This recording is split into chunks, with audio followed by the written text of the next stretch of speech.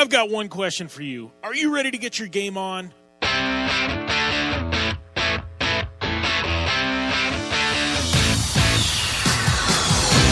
The longest-running off-road and action motorsports radio show on the planet is coming to you live with the biggest guest in motorsports. Here is the only man on the planet who can pack this much dirt slinging and tire slaying into 2 hours a week. Sit back, strap in, and be prepared to get your ears blown. Here is Jim Beaver and the Down and Dirty Radio Show, powered by Polaris Razor.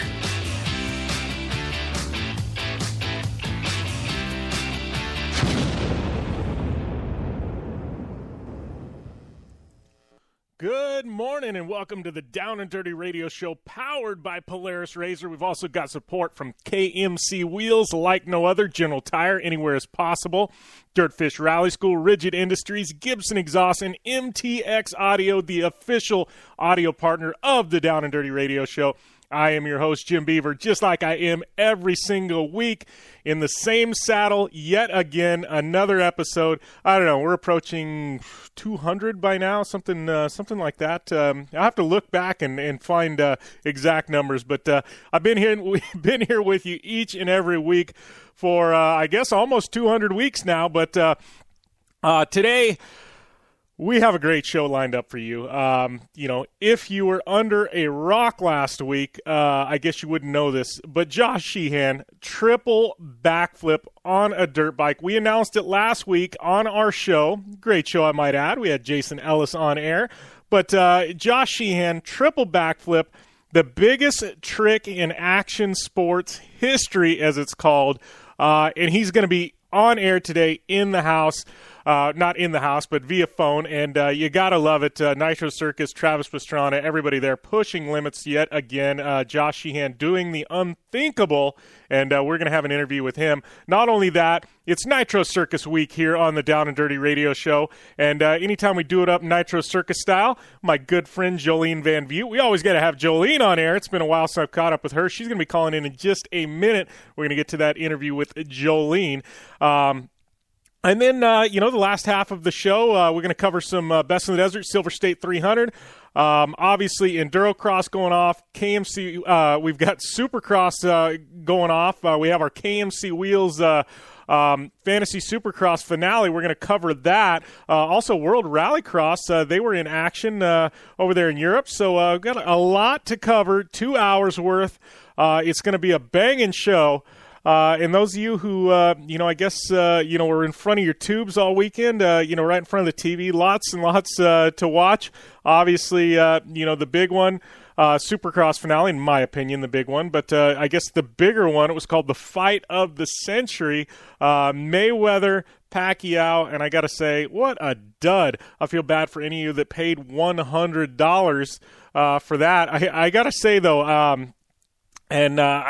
I Periscope. A lot of you know I'm on Periscope now. I'm also going to start doing a series starting today. It's going to be a daily thing. Most days I'm going to do it. It's called My 2 Cents, and I'm going to hit up a certain topic in action motorsports and cover it for about 2 to 5 minutes live on Periscope. So that's going to be dropping later today. I'll bring you in on that later on in the show, but I've been starting to use Periscope. It's the new social media, live streaming, this and that. I got to tell you, though, I don't know pay-per-view numbers, but I guarantee it was a lot less than it could have been.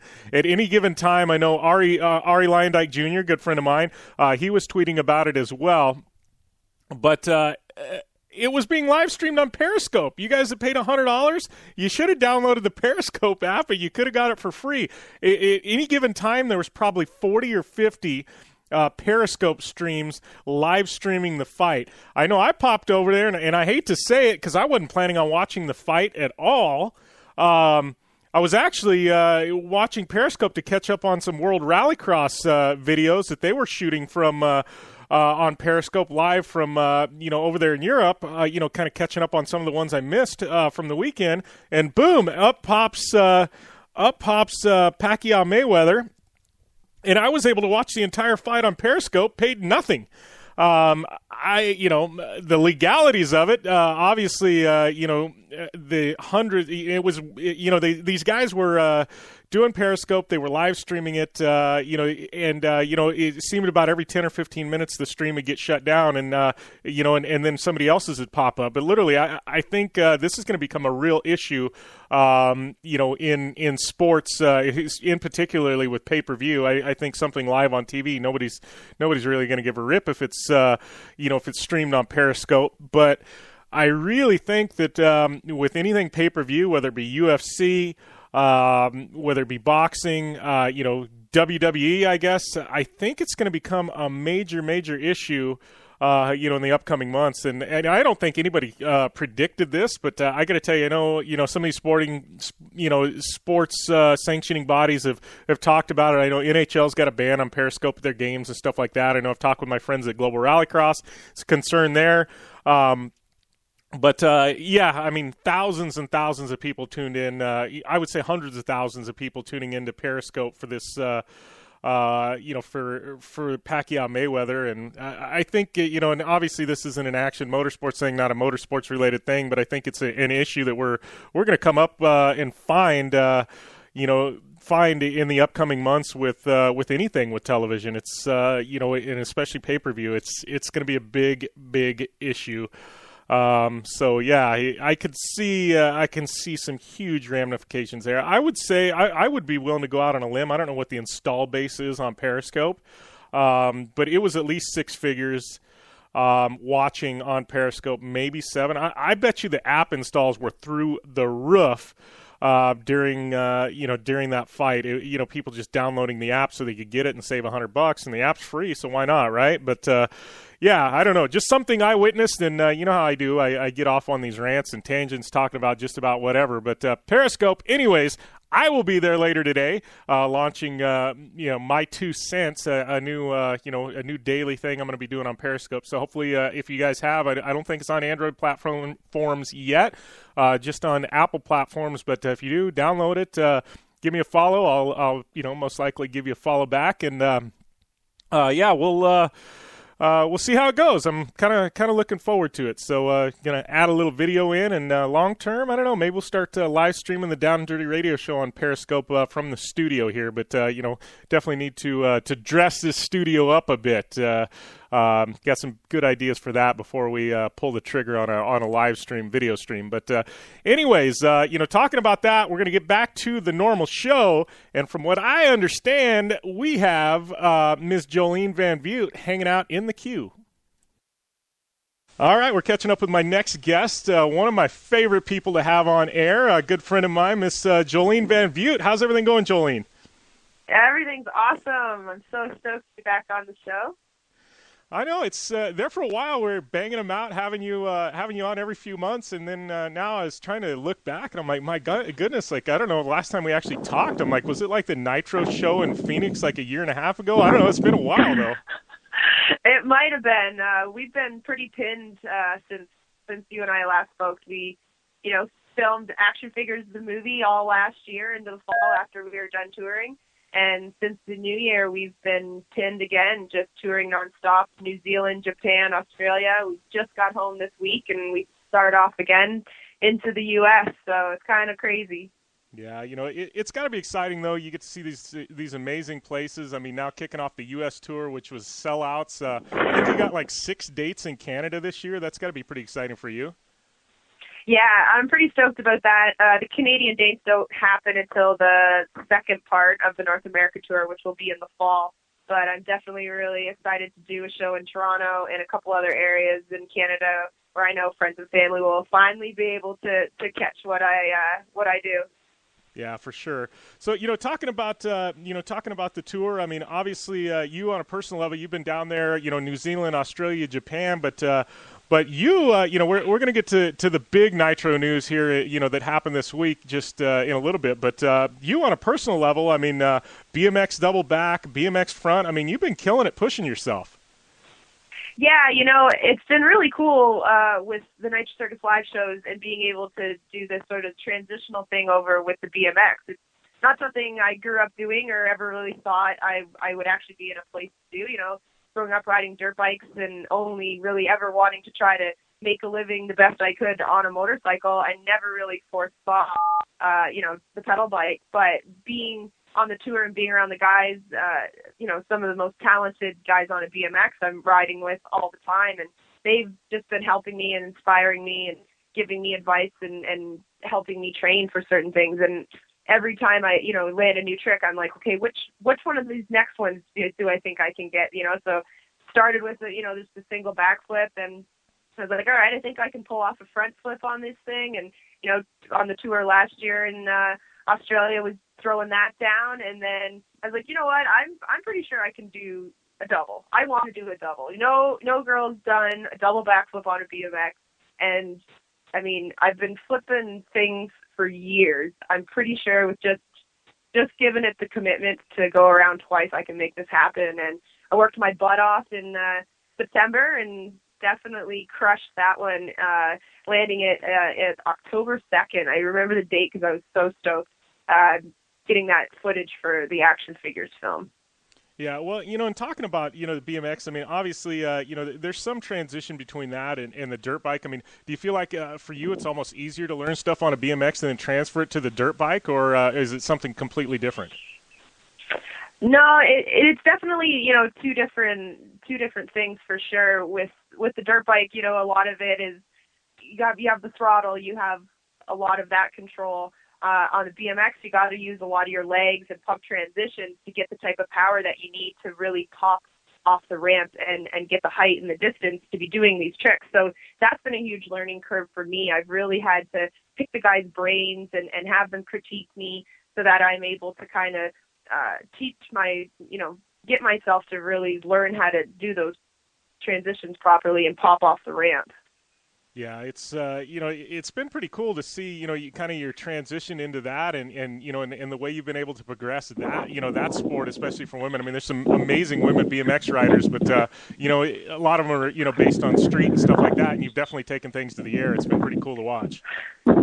Yeah, that's the thing. I definitely do not have skills when it comes to like the street stuff and the smaller technical type of things that I haven't been able to really wrap myself around that. I've been trying to get a little bit better in parks and stuff, but when it comes to the big air, I think that's just a little bit more natural for me. And I have, I find it scarier to look at like a spine or a box jump and think about, jumping it or flipping it.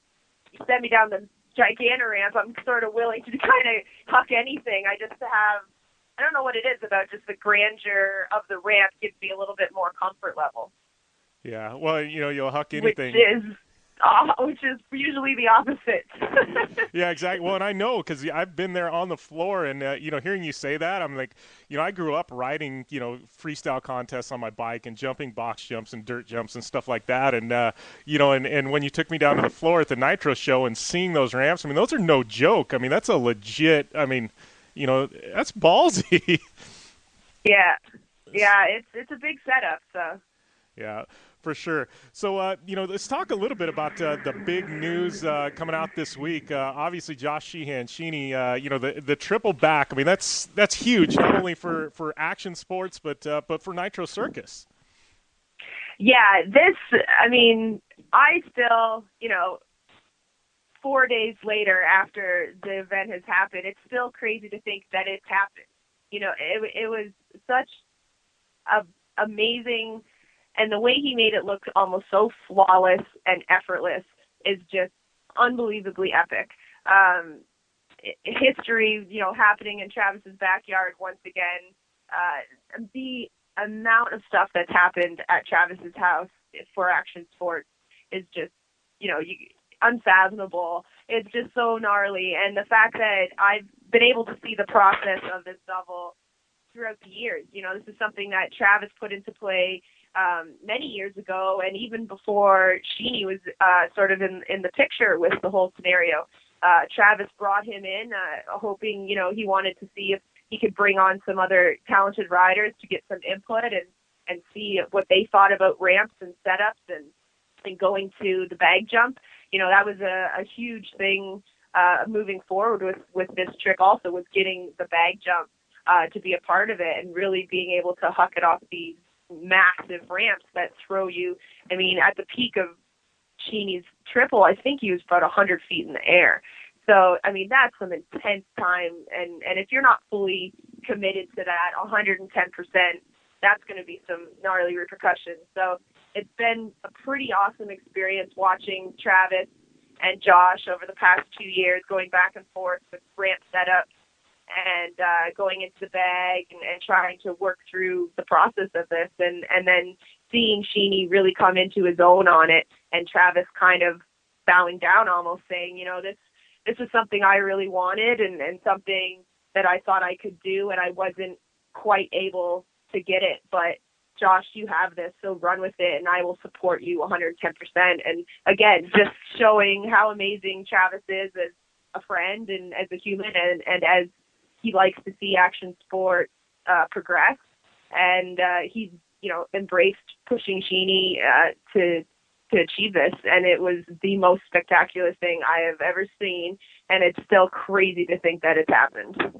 Well, you know, and me just, you know, being able to watch the video and the social media that you and Josh and everybody at Nitro has put out, I mean, that ramp, I mean, absolutely insane. I mean, the height of that ramp, you know, and, you know, here it was about 50 miles an hour you had to hit it at, but, I mean, that is just a mammoth structure.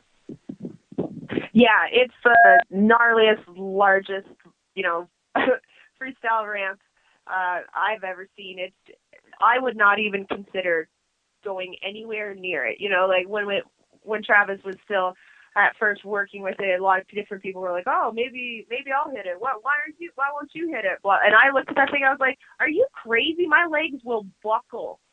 Like, you got to hit it so fast, and it's so steep. I was like, there's no way I am touching that ramp. Not going anywhere near it. Thank you very much. I will leave that to, you know, two of the most talented guys on dirt bikes, and they can have that. And I mean, Josh has done an amazing job with showing the world that something so crazy as a triple backflip, which we thought was impossible, is completely possible. Yeah. Well, and you know, talking about the ramp, I know I've heard it was a little bit of almost like Rochambeau or drawing straws to see who hit it first, right? Out of Travis and Josh. Yeah, yeah, that was a funny process to see every time the ramp got tweaked, or there was, you know, block it up or push it down or build this up or build that up. It was always, you know, Travis and Josh back there looking at each other. Well, you gonna hit it first? Well, what do you think? Okay, I'll hit it first. You know, it was pretty entertaining, and then pretty cool to see just sort of those two really, you know, work through the process. And one would hit it and have his input on it, and then the next would hit it, and then they would come down, talk about it. You know, there was even, let me hit it one more time so I can see what you're talking about, sort of thing. They hit it and then reconvene, and there would be some more ramp changes. I mean, I think we lost track of the count on how many different ramp changes until they got the ramp that was able to get the rotations. Yeah. Well, it's funny talking about Pastrana Land, and I had this conversation a few months back with Greg Godfrey, and there's almost something, you look at the past 10 years and the stuff that's gone down, you know, with you and Travis and just about everybody at Nitro, and obviously Sheeny now, but a place, you know, we were talking about, it's almost like it's a little bit of mystical, you know, it's a little bit mystical. Like, I mean, people go there and, you know, and literally it's game changers that come out. It's definitely, you know, I think you hit the nail on the head there. It's a very special place. I, over the past 10 years, have done, I mean, this has been my building ground for everything epic that I've been able to accomplish. I stand back there. I was actually saying to someone the other day, when I stand up on the top of the mountain, I just kind of look around at the whole facility and what's become. There's so much stories in all that dirt back there, you know, so many world firsts, so many crashes, so much time, effort, emotion, and hard work, and it's all in this one facility. Even myself, I mean, you know, my dirt bike backflip, I did my Supercross X Games training, my Endurocross X Games training. I've trained for outdoor here, you know, foam pit training, BMX double backflip, BMX flip, BMX front flip. I mean, this all that stuff for me happened here. This is where it all began. And it really is one of those places that when you come and you're surrounded by all these people that have a will and a drive, the same as you, the same passion to want to push themselves and push the envelope for action sports, you really do get magic made. And it's an amazing platform. And whenever new athletes come, you can see that they see it. You know, you can see when they are riding and interacting that they're feeling this place is pretty rad. Yeah, for sure. Yeah, I mean, I think you know, from what I understand, it's like you said. I mean, people go there and you know, some of them don't even expect to be doing anything, and by the time you leave, you're backflipping something. You know, it's like yeah. Yes, that has happened a lot. You always get I just came to watch, and it's like, ooh, well, I understand, but when you come to Travis's, you have to always think there's a possibility that I'm not just here to watch. Yeah, you don't go to Pastrana Land to watch, right? No, no, you better be hiding in the trees if you're doing that. Oh, too funny. So, bring us a lowdown real quick. Obviously, action figures, I know it's coming out at some point this year, correct? Most of the filming's wrapped up. I mean, what's the timeline for action figures? Yeah, we are so very stoked about this film. Action figures, you know, jam-packed full of everything that we've wanted to do over the past few years. Getting back to the grassroots of Nitro Circus. There's lots of different segments that sort of tap into all different types of sports, and we worked really hard on it for, you know, most of last year. All the filming's done right now. It's just in post. I think there's actually a possible release date, but I don't know what the date is as of yet, so I don't want to throw it out there. But I know we're hoping for summertime release, and I'm just stoked there's probably one of the raddest women's action sports sections ever in this film. And Tara and I worked really hard to make that happen and get a really good section for the girls. And we're really, really stoked for people to see it because it's pretty rad. Awesome. Well, knowing that she's a part of it and you're a part of it, and I'm assuming Lindsay's a part of it, it's definitely got to be awesome.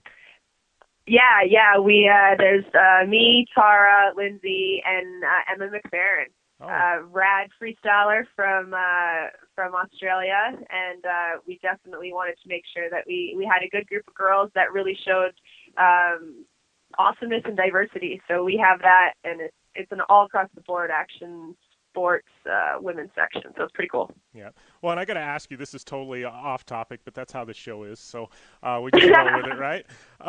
But you know, talking about women and action sports and racing and stuff like that, I got to ask you real quick. I mean, Vicky Golding getting her Supercross license, you know, obviously she's had some struggles, but she'll get up to speed. But I mean, you know, how do you feel about that? That's got to be exciting for you to see, you know, Vicky pushing limits and you know, and breaking barriers. Yes, definitely. That whole scene makes me smile so much. I am such a huge supporter of her.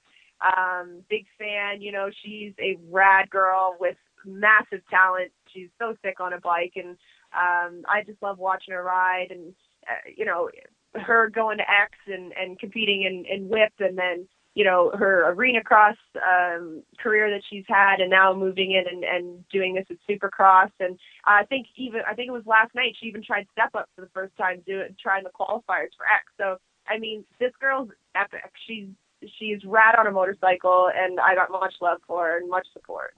All right. Yeah, she's, you know, it's definitely, you know, something that I've been watching her, you know, her story, and I think it's really cool, you know, for, you know, somebody like that, and obviously you, and, you know, how you're pushing barriers and, you know, redefining, you know, I don't want to say gender lines, but I think it's really cool saying, hey, look, you know, we're women and we can do this, you know? Yeah, you know, I don't think any of us, you know, set out with a purpose, you know, to, you know, girl power type of scenario in any case, but we're just doing what we love and showing the world that it doesn't really matter who you are or what you love, but if you really are passionate about something and you want that to be what you do, if you work hard enough, you know, it is out there and it is attainable. Yeah. So Nitro Tour kicking off this week. Give us a lowdown. Why should people come out? Because I know why people should come out for it, but I want to hear from you. I mean, this is absolutely one of the best shows I've ever seen. Give us a quick rundown. Well, I mean, not to be biased or anything, but it is pretty rad. We are, the largest action sports show in the world. We've been touring for 5 years now. We have 45 of the best athletes from all over the world that are in the disciplines of freestyle motocross, BMX, mountain bike, skateboarding, rollerblading, scootering, and then we obviously have the awesome Nitro Circus contraptions, which are, boogie boards and bathtubs, and I jump a Barbie car. So, it just kind of rounds it out really awesome. 2.5 hours of nonstop action.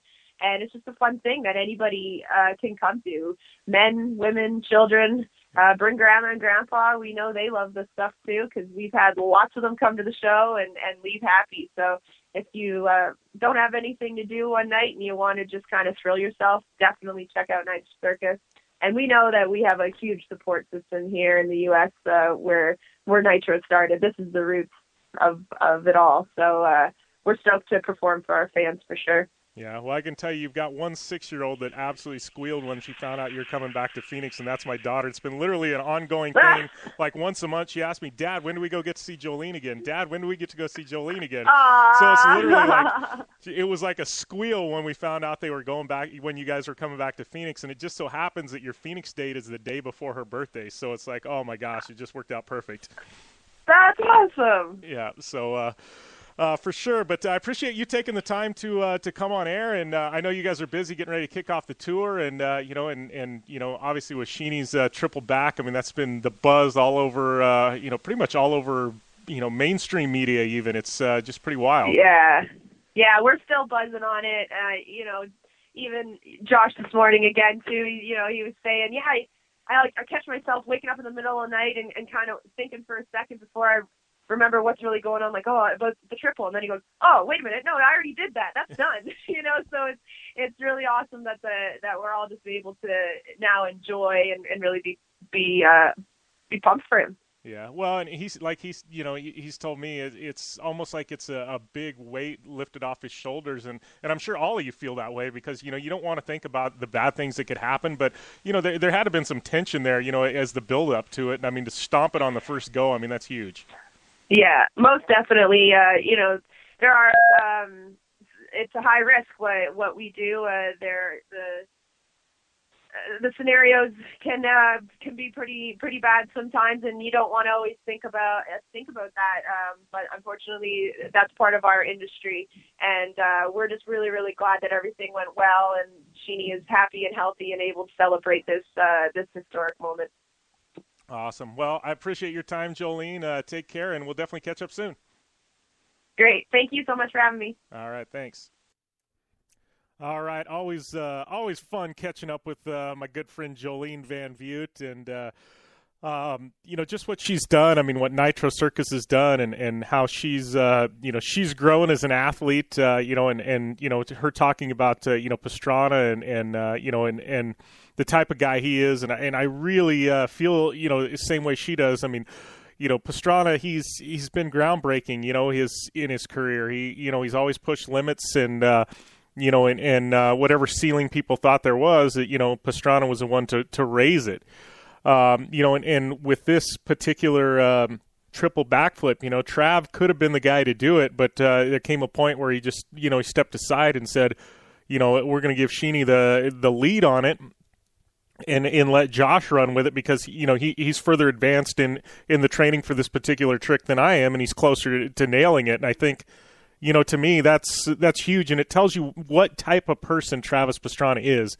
A lot of athletes would want to be the one. They would want to be the guy that set the record. They wouldn't step aside and let somebody else do it. And Pastrana, he's like, no. As long as somebody does it, I don't care who it is. And I think that's. It tells you a lot about Travis Pastrana is a human and how good of a person he is. And I can tell you that about the whole Nitro Circus family. I mean, I've got to know Travis a little bit. I got to know Jolene very well, Greg Godfrey, Even backstage, Street Bike Tommy, Wheels, Chad Kagi, Lindsay, the list goes on. Just talk about good, solid people. And, I every time I'm around any of them involved with Nitro, I feel like I'm part of the family, and just a great show, great group of people. And if they come to your area, you definitely want to go out, take it in. You're not going to be disappointed. Last time they toured, my daughter was 4 or 5, or last time they were in our area, we took her out. She had a ball. I'm telling you, it doesn't matter how young your kids are, how old your kids are. Take them out. It's a show for everybody, and you definitely enjoy it. So we're going to take a short break here on the Down and Dirty Radio Show, powered by Polaris RZR. When we come back, we will have Mr. Triple Backflip, Josh Sheehan. He's going to be calling into the show, and we're going to talk about probably one of the biggest moments in action sports history. I mean, I put it up there with Tony Hawk's 900 way back in the day. I mean, that tells you the magnitude of this. So we're going to have Josh Sheehan on air when we come back from this commercial break.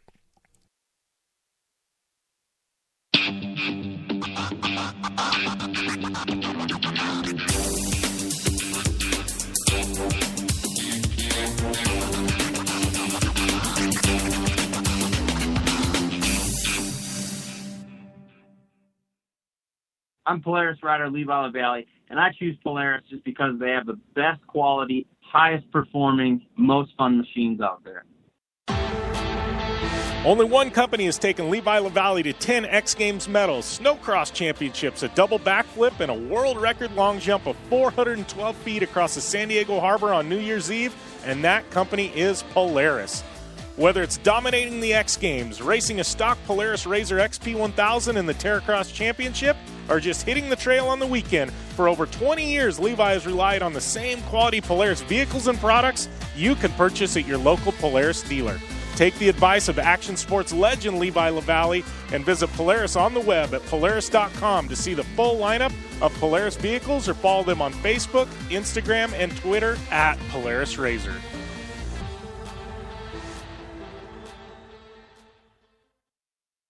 For 100 years, General Tire has provided tires for your lifestyle, your adventure, your anywhere. Born from competition, the Grabber tire offers the durability and off-road traction you demand in a tire. We put these tires to the test in the harshest off-road racing conditions to give you a tire that will make your anywhere possible. So let us take you on your next big adventure. Tweet us photos at General Tire, hashtag anywhere is possible. Because with General Tire, anywhere is possible. Baja, check. King of the Hammers, check. Crandon, check. The Mint 400, check. Only one wheel company can say they have dominated the deserts and rocks of the Southwest to the mud and carnage of the big house at Crandon, and that company is KMC Wheels. KMC Wheels has won them all with the help of elite drivers like Travis Pastrana, Ricky Johnson, Bryce Menzies, Carl Renazetter, and Lauren Healy, who all rely on the XT Series from KMC Wheels to get them to the finish line and on top of the podium. Check out KMC Wheels and their full line of XT Series wheels at KMCWheels.com or on Facebook, Instagram, and Twitter at KMC Wheels. KMC Wheels, like no other. Life is all about sound. The sound of sports, the sound at the racetrack, and the sound of your vehicle. Don't drive around listening to this. Drive around listening to the sound of performance. Gibson Performance. Gibson Performance Exhaust is the company who can turn this into this. Remember that life is all about sound, and Gibson Exhaust is the sound of performance. Check out your next catback exhaust system, headers, muffler, or UTV exhaust at GibsonPerformance.com and get more power and more sound. Are you looking for a place to push yourself behind the wheel and see how your driving skills stack up? Dirtfish Rally School is that place. Located on 315 acres of pristine automotive playground at the foot of the Cascade Mountains in Snoqualmie, Washington, right outside of Seattle. Dirtfish Rally School is a one-of-a-kind place where everyone from first-time drivers to seasoned professionals like Bucky Lassick and Antoine Lestage can push themselves to their limit. Whether driving the high-performance rally-prepped all-wheel drive Subaru Impreza STI is what you're looking for, or you'd rather hang it all out in the rear-wheel drive Subaru BRZ RZs, Dirtfish Rally School has something for everyone. Classes are available from 2 hours to 3 full days and feature instructors with over 150 years of combined racing experience. Whether you're looking to become the best and get an edge on the competition, or just looking to freshen your skills behind the wheel, Dirtfish Rally School is the place to go. For more information on registering for classes, visit Dirtfish on the web at dirtfish.com, or to check out the latest happenings from Dirtfish, follow them on Facebook, Instagram, and Twitter at Dirtfish Rally. Come to the island and rip it up this summer. Wakeboard Island. It's a skate park on water at Blue Water Resort and Casino. Check out the 2-tower cable system that pulls you and your board over the water. No boats to watch out for, no fumes. Wakeboard Island is open to all skill levels with an open center section for beginners, and for trick riders, a double side kicker in a 60-foot flat box. Wakeboard Island, the best ride this side of the Rockies, adjacent to the River's Edge Cantina at Blue Water Resort and Casino on the Colorado River in Parker, Arizona.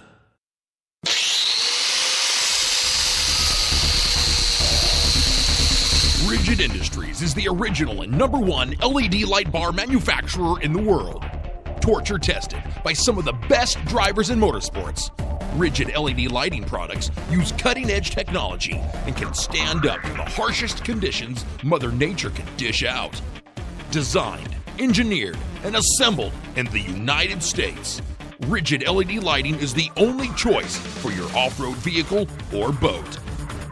Find out more information on the entire line of Rigid Industries LED lighting products at www.rigidindustries.com.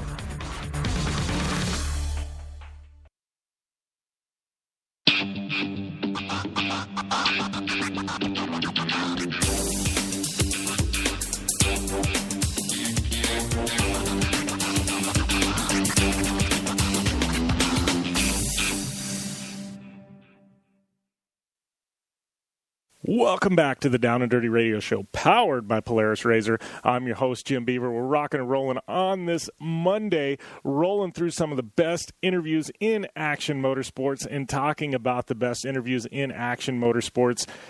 My next guest needs no introduction. The man of the hour, the man of the month, the man everybody is talking about, Mr. Josh Sheehan. How's everything going, Josh? Great, thanks, Jim. Everything's going really good. Actually, it's a lot of stress taken off my shoulders the last couple of days, so really just winding down, enjoying, and now trying to get over this flu. Yeah. Well, and here's a question for you, because I know, I've dealt with Nitro Circus, on some projects in the past, and I've kind of been gag ordered on things, and I know they like to release, release footage and announcements, when they're ready. So did this literally happen on Tuesday, or you guys been sitting on this announcement for a while?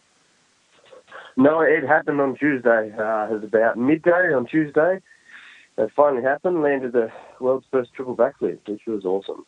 Yeah, that's huge. I mean, looking at this, I mean, obviously you are one of the few guys in the world that has the double dialed, and I know you're consistently doing that. I mean, how did the triple come about? Because, I mean, looking at that ramp that you guys built, I mean, this is, I think Pastrana's place there is about the only place in the world you guys could have done this. Yeah, it's a bit like that. Years ago, Travis started trying to, I guess not long after he did the double flip, he wanted to try a triple, but it wasn't until late 2013 when Tom Pages and myself came here to Pastrana Land to experiment some new ramps and just to see if it was possible if we could get 3 rotations onto an airbag. So I started then, and I've come back a couple of times through 2014 to try a bunch of different ramp designs and changes, and eventually found something that was working.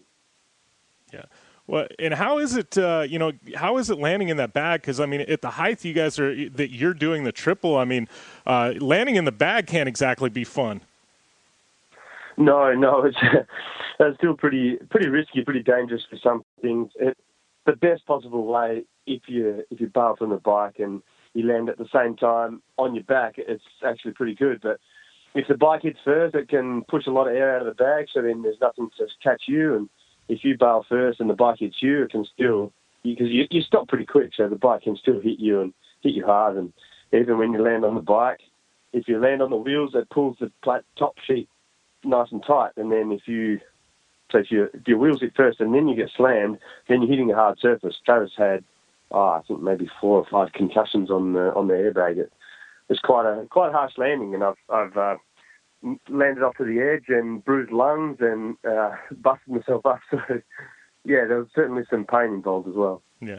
Well, I got to ask you, obviously, this ramp that you guys, that you did the triple on, obviously somebody had to hit it first. I mean, what was that, drawing straws to see who hit the ramp first?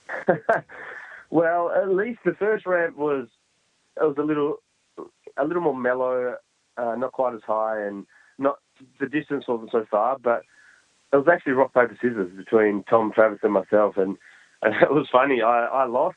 I had to go first, and I think Travis wanted to. He thought it was a bit steep. I thought he'd have to go a bit faster, but I jumped. My back wheel caught the end of the bag, and my front wheel dropped off the bag, and then I smashed my throat on the handlebars. So that was the first one done. And then ever since then, it was just, we had an idea. We'd taken it up a bit. We just knew to go a little bit faster, and from there it was just we had an estimated guess by then. Yeah. Well, and I know I've been to, I've been around freestyle motocross, for probably 10, 15 years now. I've been on the floor at the Nitro shows, when you guys tour. And, I mean, those ramps, I mean, they're pretty close. I mean, you don't really hit them with much speed. You just kind of give it a little throttle, and you're able to get your rotation. I mean, you hit this ramp with such speed. I mean, what kind of speed were you carrying into this ramp to get that height? Yeah, it's crazy. A regular ramp, we're in second gear cruising, and then I'd give it a bit on the takeoff, but this was third gear, towards the end of third, with the standard gearing, which is much faster. And we had a radar gun, and I'd come in and I'd steady at 50 mile an hour. We had done a few slow and a few a little bit faster, but by the time I had the landing, 50 mile an hour was the speed that was sort of getting me nice and, close to the top of the landing. And basically, at the base of the ramp, I'd give it full throttle. So I don't know how much speed I'd pick up the ramp, but yeah, 50 mile an hour into the ramp. Yeah. Well, I know, I mean, me looking at this trick, I mean, it's got to be a little bit surreal for you because, action sports as a whole, I mean, when we, it's not real often that something garners the mainstream attention that this triple flip has. I mean, me thinking back, I mean, I'm thinking Tony Hawk's 900 was the last time, you see these mainstream media outlets covering something. I mean, that's got to be pretty exciting for you to, basically have, the world's eyes on you, this week. Yeah, it's pretty exciting. It's, a while ago, it was just a bit of experimenting, a bit of fun. Always wanted to push the limits, but to be able to get a world first and something that, may never be tried again, it's amazing. And we've had some really, really good feedback from all the way back in Australia and over here in America and around the world. So it's been great, and yeah, I'm enjoying it, that's for sure. Yeah. Well, I got to ask you, triple flip, we've seen the video where you landed. Obviously, we know you did it into the bag. Was that your first attempt on the ramp with no bag at the triple? Yes. I've only ever done one attempt, and thankfully it was a good landing because we had quite a steep landing, but it was a hard landing. My back and legs and back hit pretty hard. Neck was all pretty stiff the next day. I landed and G'd out a little harder than I thought I would have. Yeah. Well, I got to ask you. Obviously, is this a one and done? I mean, you've got no ambition to put this into rotation and do it on a regular basis. I'm assuming, right? No, definitely not to a landing anyway. Another bag jump setup like we had on top of the landing, so 4 or 5 foot of airbag. That that's pretty safe, and you can try these big tricks, but to just have a setup. I mean, this landing, the dirt up on this hill was 60 foot above the takeoff level, so it's a massive setup and just too extreme just to set up and do it in other competition or at different places. Yeah. Well, let's talk real quick because obviously this is huge part of Nitro Circus. Nitro Circus U.S. tour about ready to kick off. I know you guys have been touring around Australia. I mean, that's got to be pretty exciting for you to be able to tour around your home country and spend some time down there with the Nitro Circus. It is. It's awesome. We're like a big family here on tour, and to be able to do it in my home country is just great fun. It's our own language, our own accent, our own money, and everything like that. Plus, I get to go home a couple of days each week in between the shows. It's really great fun. Good atmosphere. Great to have some big crowds come along and watch. So definitely excited to get back with the family and start the US tour. Yeah. Well, in talking about the U.S. Tour, I mean, Jolene, good friend of mine, and we've talked about this quite some time, but I mean, being on the road, whether Australia, United States, I mean, you guys are doing some stuff in Europe, Asia. I mean, what kind of toll does this take on your body? Because, I mean, you got to be in shape and, to be able to do this night in, night out. I mean, it's pretty abusive. It is. When we do weekend shows, we can relax a bit more, do a show, you can go to a party after if you want, and then you've got the week to recover and train. But when we're on the US and Europe tours, we don't get more than 1 day off in between shows, and we often do, if the next venue's within 4 hours, we'll travel to the next venue overnight and do a show the next day. So we've done sometimes 3-4 shows in a row, and it does take a toll on your body and mentally drains you. You can't party so much. You have to try and you look after your health a lot more, because if someone gets the flu or gets sick, then it spreads around. And if you get injured on one show, you really need to be able to recover quickly, because you don't have a week to recover. There's another 3 or 4 shows coming up, so you have to be pretty careful. Yeah. Well, let's talk real quick, about the state of freestyle motocross, because obviously, you've been a competitor. I know you've done X-Fighters before and plenty of competitions on the competition side. How do you feel about freestyle motocross? I mean, back there, Pastrana, Deegan, those guys, I mean, they were there at a peak, and it seems like, to me, the riding you guys are doing is at an all-time high. It just seems like some of the publicity in the media goes along with it. It's kind of taken a step back. I mean, how do you feel about the sport as a whole right now? It's interesting. The last year or two, I think a lot of people thought, the sport must be coming towards an end. What more tricks can be done? But it keeps progressing and keeps getting more extreme. I think it's going strong. It might just be changing a little bit. You can't just, some of the tricks that are being done now can't just be done straight to a landing. You need to practice them into foam pits, and we're getting more of these bag jump landings. So I think it'll be more. It's just turning into more. We have to be careful with. We need safer setups, basically, and I know Travis and Nitro Circus are trying to encourage that a lot with these, like a bag jump landing, where you can try these more extreme tricks. So there's a lot more one-off tricks being done and being tried, and just things take a lot more time to master now. Some of these extreme tricks, it's pretty challenging, but it's shocked me how much it's progressed. So I can only just go along with it and wait and hope for the best, I guess. Yeah. Well, and I know a lot of, the sport as far as competition level, I totally understand what you're saying. I don't think we're ever going to see, say a triple backflip in the X Games, because it's just not set up that way. But, how do you feel about, kind of the setups they've got now with some of the wall rides? And then I know, obviously, I think quarter pipe is coming into X Games. I mean, do you kind of like the skate park feel of how the sport's headed? Yeah. I mean, the courses are certainly getting a lot more complicated, and it makes it interesting, and I guess it brings out a lot more talent that's out there with the quarter pipes, different ramps, and more custom modified ramps to help with different tricks. So it is starting to look a lot more like a skate park type setup. But I guess it's just on a larger scale, a bit more challenging. But I think it'll have to become more like that to be. You can't just have a competition over 2 ramps anymore. You kind of need all these different types of jumps and wall rides just to get more of more tricks and more range. Yeah. So, what's next for you? Obviously, Nitro Tour kicking off, the U.S. Tour. I know you guys have a little bit of a break over the summer from that, and then come back in the fall with more of it. I know you guys are heading to Europe at one point. What else is on tap for Josh Sheehan? Well, besides the Nitro Circus tours this year, I've got X Games, which is in June, in the middle of the Europe tour, and 4 more X-Fighters. So, the next one's in June, and in the 3 months off from Nitro touring, I've got a couple of the X-Fighters events in there. So when I'm not touring, I'll be at home or wherever I can ride at the time, and I'll just be getting a whole bunch of practice done, trying to learn some more, I guess, everyday, more regular tricks, just so I can try and keep up with all the guys at X-Fighters. Yeah.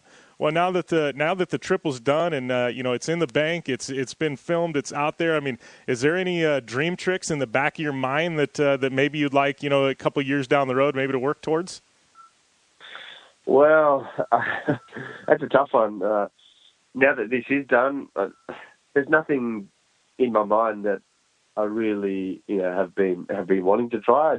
I see all these BMX tricks that think that we just can't do them, but we're starting to realise we can do more and more. So I can only experiment now, play around with a few different ones. I mean, a few tricks like Travis's 720 and a double flip, full twist, things like that. They'll be tough ones to learn, but they'd be pretty awesome to master. Yeah, lots of foam pit and airbag ahead of you, right? Yeah, that's right. Well, I know you're busy, making the rounds, Nitro Tour kicking off, but I appreciate you taking the time, Josh, to call in and congratulations on the triple flip and have some fun on the tour. Thanks a lot, Jim. We will. Cheers. All right, cheers, buddy. Thank you. Thanks. Bye. All right, Josh Sheehan, talk about just a classy guy, as is everyone with Nitro Circus, but. God, triple backflip. I mean, I know a lot of you are like me. I mean, I remember back when the single, wasn't done, and you had Carey Hart hucking and Pastrana hucking it, and looking back, it's almost funny because they were having such a hard time with a single backflip. I mean, hands flying off the bars, and it was one of those things. It can't be done. You can't do a backflip on a dirt bike. And it was such a big deal. I mean, and they were literally, pulling back as hard as they could and exploding on landing and guys dislocating, shoulders and breaking legs and arms and cracking ribs. And now, I mean, the single, it's like, oh, big deal. You go to any, you go to anywhere where they've got even, a half-assed freestyle demo and guys are backflipping, and taking nothing away from the trick because it's still extremely hard, but just in a short amount of time, it's interesting to see how the sport of freestyle motocross has progressed and the things that were unthinkable 10 years ago. I mean, they're literally an afterthought at this point in time. It's if you're not bringing some variation off multiple variations off the backflip and even a double back, you're not going to have a prayer of a chance in an FMX contest now. And and talking with him, it's really interesting to see the evolution of things and how everything's getting more of a skate park feel now. They've got quarter pipe coming into X.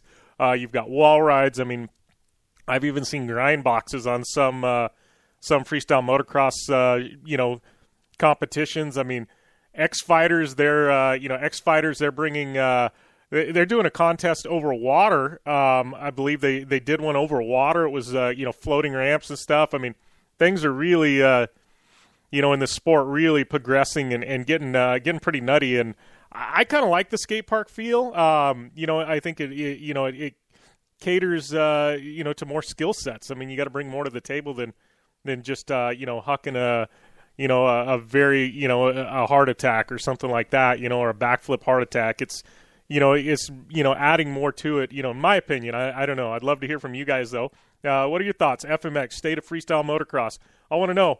At JimBeaver15 on Twitter, shoot me a tweet. I want to know what you guys think about current state of freestyle motocross. Obviously, riding at an all-time high, publicity, not so much as as it used to be. It's definitely, I think people are taking it for granted, to be honest with you. But, there came a time, you look at the evolution of the X Games. I mean, at one point, BMX Dirt was the big event at X Games. I mean, Skateboard Vert was a big event at X Games.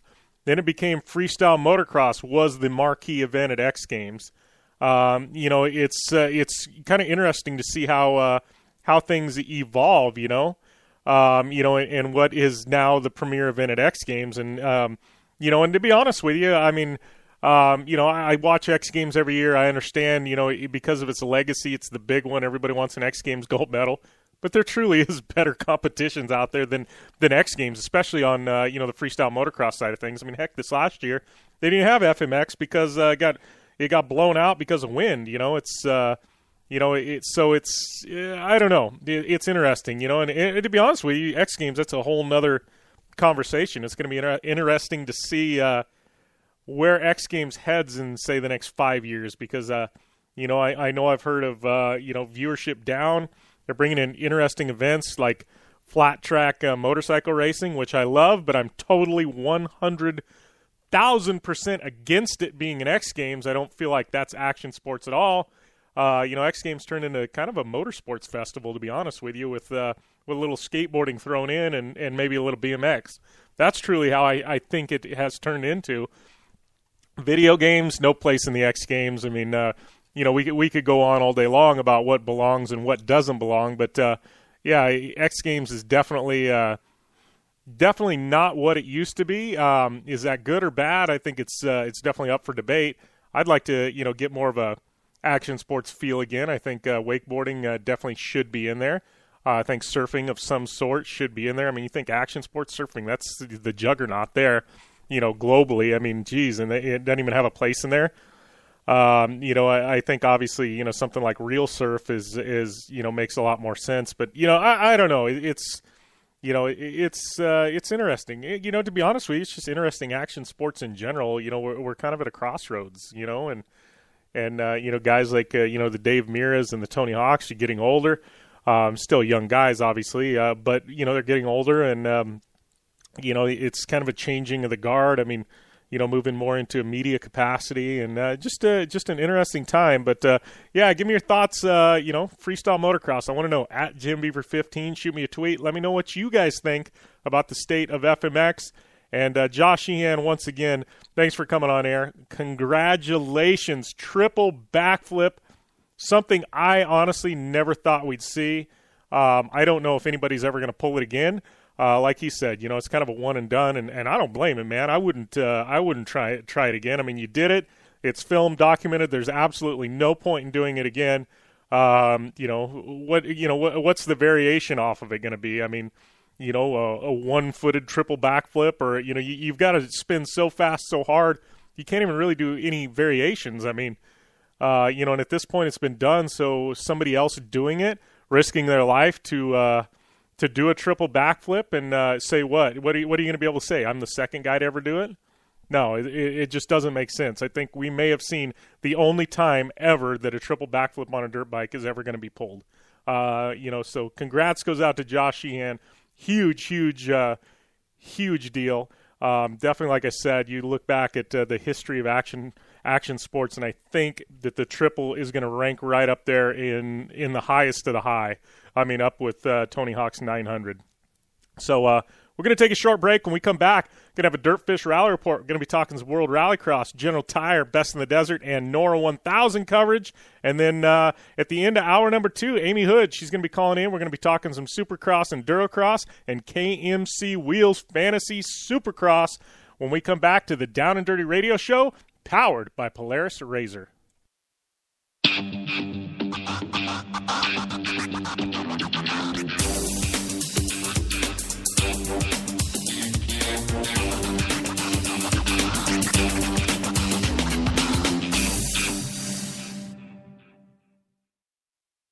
I'm Polaris rider Jim Beaver. I race trophy trucks professionally, host a Down and Dirty radio show, and also travel the country announcing motorsports events. I've seen it all, and trust me, I've done most of it, so when it comes time to relax on the weekend, nothing is better than taking time with my family in our Razor vehicles. They've got the reliability I need to just pick up and go explore the desert, dunes, or trail, and have the capability to attack even the harshest terrain. If you're looking for some of the most reliable and safest, and hands down most capable off-road machines in the world, look no further than Polaris and their award-winning lineup of Razor vehicles. Whether you want your daughter to experience off-road driving for the first time in a Razor 170 like me, take the entire family out in a Razor XP4 1000 on the weekend, or shred the desert and dunes in the all-new Razor XP 1000 Fox Edition, Polaris has you handled. Take my advice and join me and some of the best drivers in the world by driving a Polaris Razor. Check out the full Polaris Razor lineup at Polaris.com or follow them on Facebook, Instagram, and Twitter at Polaris Razor.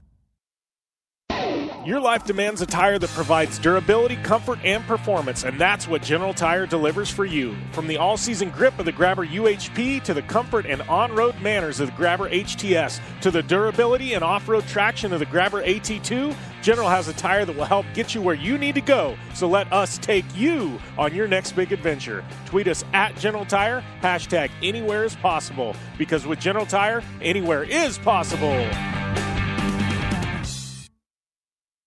Baja, check. King of the Hammers, check. Crandon, check. The Mint 400, check. Only one wheel company can say they have dominated the deserts and rocks of the Southwest to the mud and carnage of the big house at Crandon, and that company is KMC Wheels. KMC Wheels has won them all with the help of elite drivers like Travis Pastrana, Ricky Johnson, Bryce Menzies, Carl Renazetter, and Lauren Healy, who all rely on the XD Series from KMC Wheels to get them to the finish line and on top of the podium. Check out KMC Wheels and their full line of XD Series wheels at KMCWheels.com or on Facebook, Instagram, and Twitter at KMC Wheels. KMC Wheels, like no other.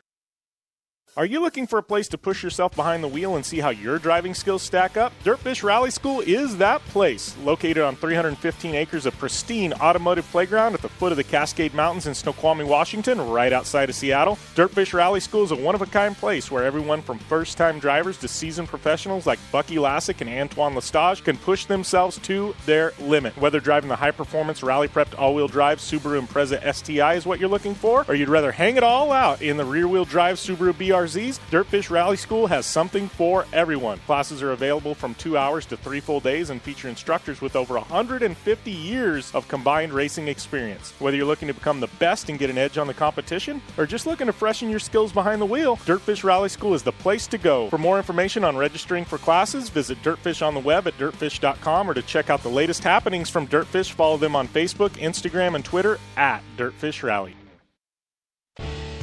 Looking to upgrade the brake system on your race car, pre-runner, or weekend toy? Jmar Performance Brake Systems has you covered. An industry leader in performance braking systems, Jmar can outfit your vehicle with the highest quality American-made calipers, rotors, master cylinders, hubs, turning brakes, and shifters for Volkswagens to trophy trucks and everything in between. For more information and their full product line, visit Jmar on the web at jmarperformance.com or follow them on Instagram and Twitter at Jmar Brakes.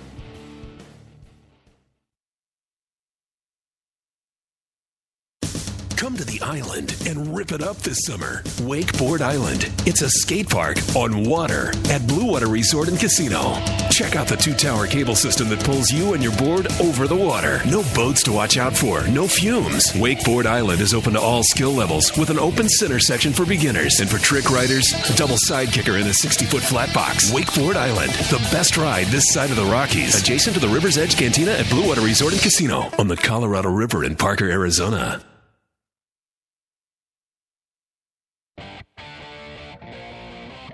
Looking to have some screen printing, embroidery, or design work done? Intense Tees has you covered. Intense Tees provides the highest quality and detail for custom screen printing and embroidery services for corporations, schools, race teams, and all organizations alike. Complete line creation including designing of an entire corporate identity, product line creation, support promotions, product packaging, exciting banners, polos, tees, sweatshirts, caps, and vinyl decals.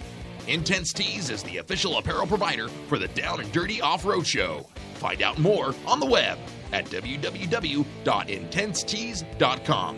That's www.intensetees.com.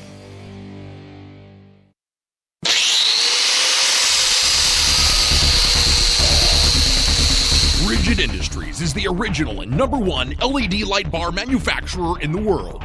Torture tested by some of the best drivers in motorsports. Rigid LED lighting products use cutting-edge technology and can stand up to the harshest conditions Mother Nature can dish out. Designed, engineered, and assembled in the United States, Rigid LED lighting is the only choice for your off-road vehicle or boat. Find out more information on the entire line of Rigid Industries LED lighting products at www.rigidindustries.com.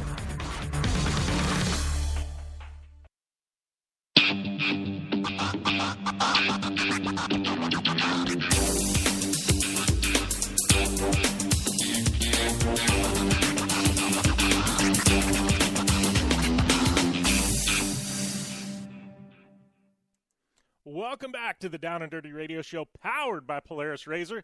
Kicking off hour number 2 here in the studio, and it's going to be some General Tire coverage of the Best in the Desert Silver State 300, round 3 of the Best in the Desert Championship, and the Norra 1000, all happening this week, and all this coverage brought to you by our good friends at General Tire.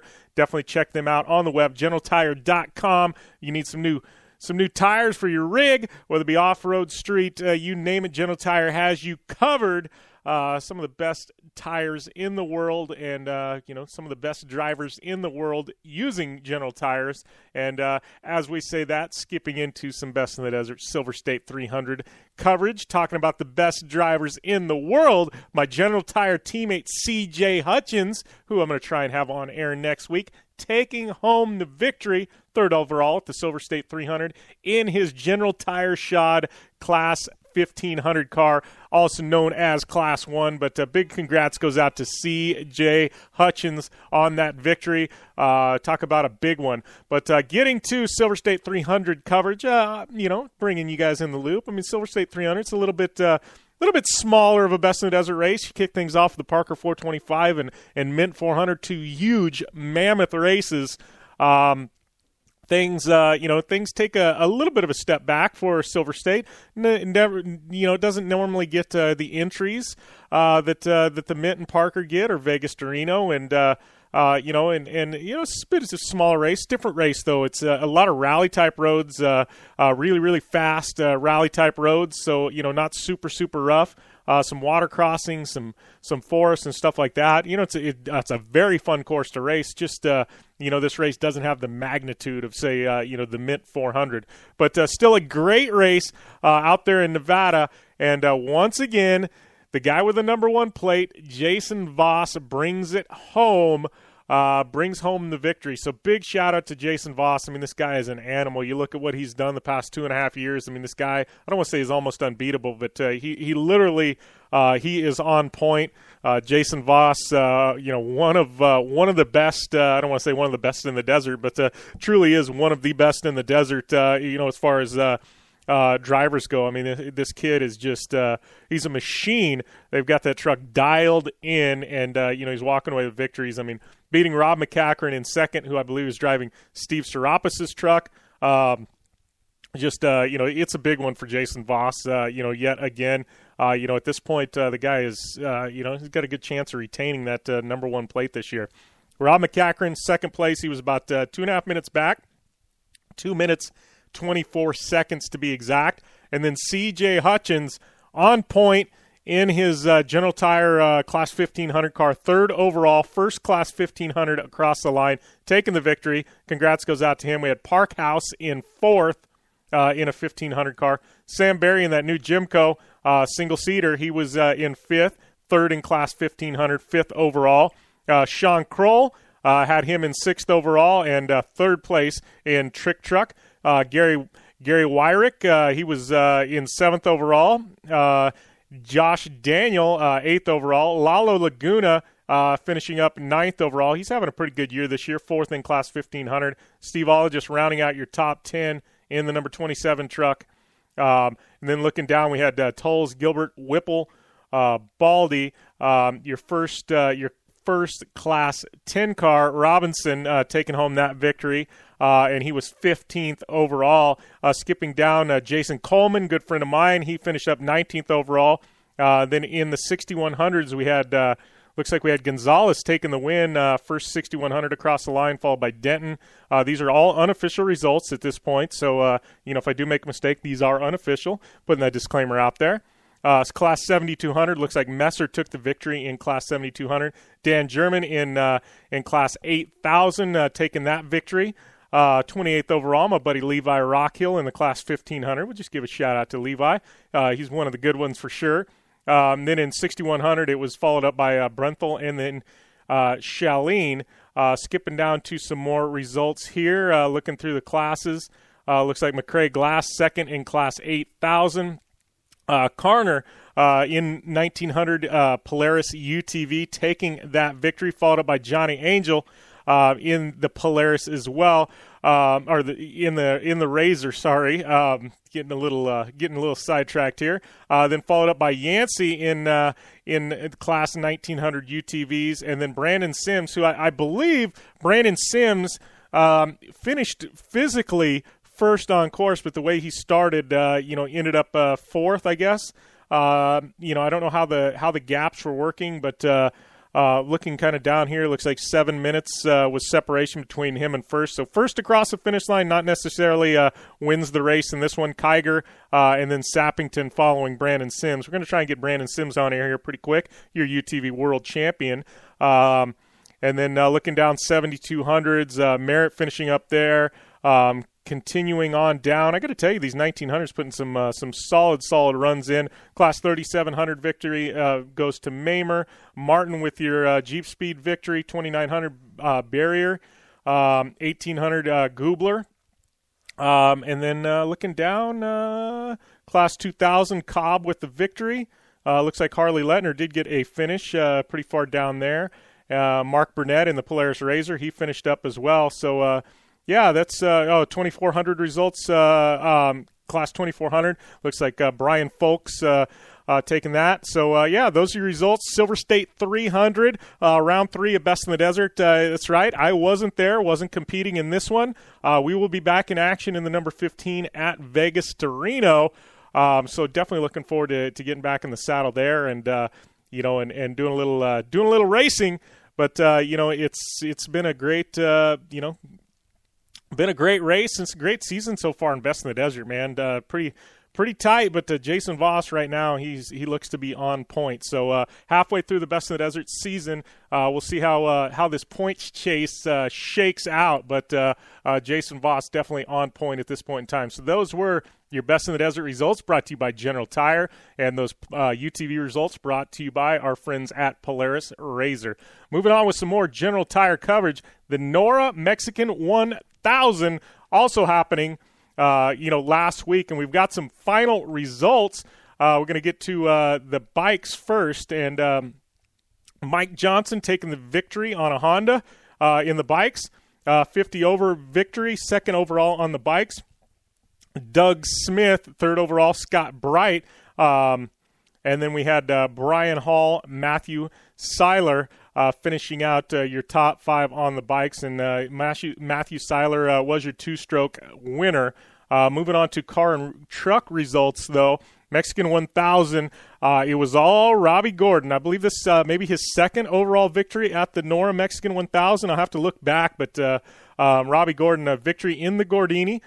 His dad, Bob Gordon, making a Gordon 1-2 in the vintage open buggy class in a Chenoweth 2-seater, taking home that second spot. I love seeing that car run. Absolute amazing piece of machinery, and it's cool to see it's still that fast. But, Bob Gordon, second overall, first in vintage, and then Walker Evans, third overall, second in Pro Unlimited behind Robbie Gordon. Butch Jensen, fourth. Dave Sykes in fifth. Mark Post, sixth. Russell Thompson, seventh and first in class. We had vintage open buggy, second in class, eighth overall. Jay Culbertson, and then John Gable is your winner in vintage open truck. Vintage buggy, air-cooled small engine, Bill Hernquist finishing out your top 10. Rundown for a few other winners. Looks like we had Ron Brandt with a victory. Looks like Mark Stahl also with a victory in that old Ford F-100. John Zambi, he took home a victory. Don Hatch with your Ultra 4 win. And then a few others, Mark Harbor, Kent Thigerson, Kevin Eastlake, Todd Romano, Tonka Todd in the UTV with a victory there. And then Boyd Janes in a Bronco taking home a victory. Also Tim Pangborn and JT Taylor with victories. Andrew Westwood with a victory as well. Mike Erickson with a victory. Mike Berkner with a victory. And Greg Boma with a victory. So those are your winners from the Norra 1000. Robbie Gordon also pulling double duty, running a off-road race down there in southern Baja, taking the victory over the weekend as well. So taking that Gordini and turning around in a short amount of time. Robbie taking the Norra 1000 victory. Car was in good shape. He was sitting down there in Baja. And and decided, heck, why don't we just re-enter this thing unprepped in this race, this local race down here. Ended up taking the victory there as well. So that Gordini, Robbie putting some miles on, some strenuous miles, running kind of a stage format with the Norra 1000, then rolling into a traditional desert race in that Gordini and taking both of them, taking victories. It looks like that vehicle is finally sorted. And you got to think after these two, he's going to get that thing torn down, and who knows? Maybe he'll run it at Vegas, Reno, or the Baja 500. You never know with Robbie. You just don't know what's going to happen. But it's definitely for us Dakar fans. Got to have us pretty excited for the future with this Gordini. I believe this is the second Gordini.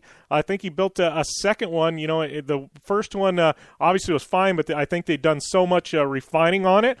He wanted to build an all-new one with all the refinements, and I believe that's where they're at now. But Robbie, obviously that vehicle, we know it's lightning quick. It can take stage victories in Dakar. I think it was just a matter of getting things sorted. Sounds like that's where we're at. Could this be the year for Robbie Gordon at Dakar? I don't know. I think definitely could be. I'm looking forward to watching the battle. That's for sure. But Robbie Gordon, 2 victories over the weekend. And in the Gordini, and things look to be on the up and up for him in that Dakar vehicle. And then you got to give a shout out to his dad, Baja Bob Gordon, taking a vintage open buggy, beating a lot of the unlimited cars, finishing second overall, only to his son Robbie. I mean, a good weekend for the Gordon family, that is for sure. So, that has been your General Tire coverage of both Best in the Desert and the Norra 1000, also with a little Polaris RZR UTV coverage thrown in for both series. Be sure to follow General Tire on all social media and check them out, generaltire.com, and get some new rubber for your ride. But we are going to continue to roll on here, and next up is our Dirtfish Rally Report, brought to you by our good friends at Dirtfish Rally School. Find out more information on the web, www.dirtfish.com. And this week, Dirtfish Rally Report, really only one rally race happening over the weekend, and it was the World Rallycross Championship, WRX, round number 2. And, round number 2, and it was all Petter Solberg, man. Petter is Petter, one of the best in the world, obviously from WRC. Now he's doing WRX, and Petter on point, taking home the victory. OMSE's Rainis Nittis finishing up in second. Got to give a big shout out to him and our friends at Olsberg. Timmy Hansen in third. Topi Heikkinen finishing up in fourth. And then Robin Larson and Andreas Backerud rounding out your top 6 in the final. Looks like semifinal number 2. Rainis took a victory there. Victory there. Petter Solberg took a victory in his semifinal race. Looks like Heat 4, Petter Solberg walked away with a win. Heat 3, Petter Solberg won. Liam Doran with heat number 2 win, and heat number 1 looks like Johan Kristoffersen with a win there as well. So it's just looking at the overall points picture. Looks like Petter Solberg currently out front, 57 points. Johan Kristoffersen, 42. Backerud, 37. Timmy Hansen, 37. And Rainis Nittis with 34. But Petter Solberg right now out front at the Hockenheimring. Great. I'm kind of, loving following WRX this year. Those of you, that are familiar with it, know we've got some Americans going over there. Tanner Faust, he was running in this one. We also got Danny Way, Dave Mira. I guess we definitely should mention them running those Mini Coopers. Both of them having struggles, Mira and Danny Way. Looks like both of them having troubles. I mean, Dave, it's first time since so not this last year Vegas, a year ago Vegas. So it's been almost a year and a half since Dave's been behind the wheel. Obviously, he's done a little little testing with that Mini before this weekend, but first time he's been behind the wheel in almost a year and a half. Probably getting a little rust off. And then Danny Way, first supercar race that I know of. No, he's done some rallycross racing over there in Europe, but I believe this is his first supercar race, and looks like both of them having struggles. We know the Minis are very fast. It should be interesting to see. I know, believe they're both running a few events. I know of two at least. So hopefully, they blew the cobwebs off, and when we move to Belgium here in about 10 days. Hopefully the guys, are a little more on point. But, Dave Muir, Danny Way, both competing. Tanner Faust having some struggles. Going to look down here, count real quick. 3, 4, 5, 6, 7, 8, 9, 10. Tanner Faust finishing up in 11th position. So, that was not a good weekend for not a good weekend for Tanner Faust. Obviously, he's usually a front runner in WRX, maybe having a little trouble. I didn't watch the live stream this weekend, so I apologize. But you fans of WRX, you can watch that live stream. They do a phenomenal job of it. But congrats goes out to Petter Solberg. He's the one I need to reach out to, man. He would be awesome to have on the show. That is your World Rallycross results. Brought to you by Dirtfish Rally School. Find out more information on the web, www.dirtfish.com. Those of you planning on going up there, check out my website. Go through some of the archives. I got a coupon code listed there for 10% off your next class at Dirtfish Rally School. Easy to find right on my website. Go and download or use that coupon code when you register, and we'll get you 10% off. And if you're doing a 3-day, that's a ton of money while you're there. So, thanks to Dirtfish Rally School for sponsoring that segment. And, that has been your FI World Rallycross coverage for this week. And I know we got to, talking about Rallycross, man, Red Bull GRC been pumping out the announcements. I think it's about time to get my good friend Chris Leone from GRC to call back into the show. And we're going to have to get him on air at some point and find out the skinny, find out what's happening with the Red Bull GRC behind the scenes, and kind of do a preview. And I know I was talking with Kristen Kenny, her from NBC Sports, the TV host for Red Bull GRC, the pit reporter, and she's going to be on air as well as we kind of ramp things up for GRC round number 1. Down there in Florida. So looking forward to getting them. And, in the next couple of weeks, we'll definitely be ramping up some Red Bull GRC coverage here on the Down and Dirty Radio Show powered by Polaris RZR. It's been a fun show so far. Jolene Van Vugt, Josh Sheehan, definitely a fun show, and it's going to get even better because we're going to take a short break, and when we come back, Ami Houde, she's going to be calling in. It's going to be all good in the hood. Ami Houde, she is going to be calling in, and we're going to be talking some Supercross, Endurocross, and KMC Wheels Fantasy Supercross. So stay tuned to the Down and Dirty Radio Show, powered by Polaris RZR.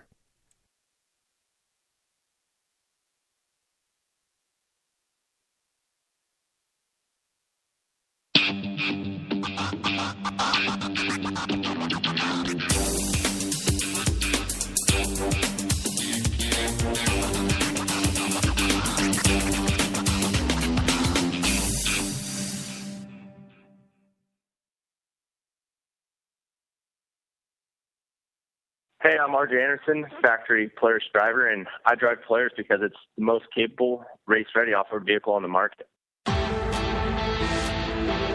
When R.J. Anderson wanted to set a world record for the longest UTV jump in history, not once but twice, what company did he trust? Polaris and their championship-winning RZR XP1000.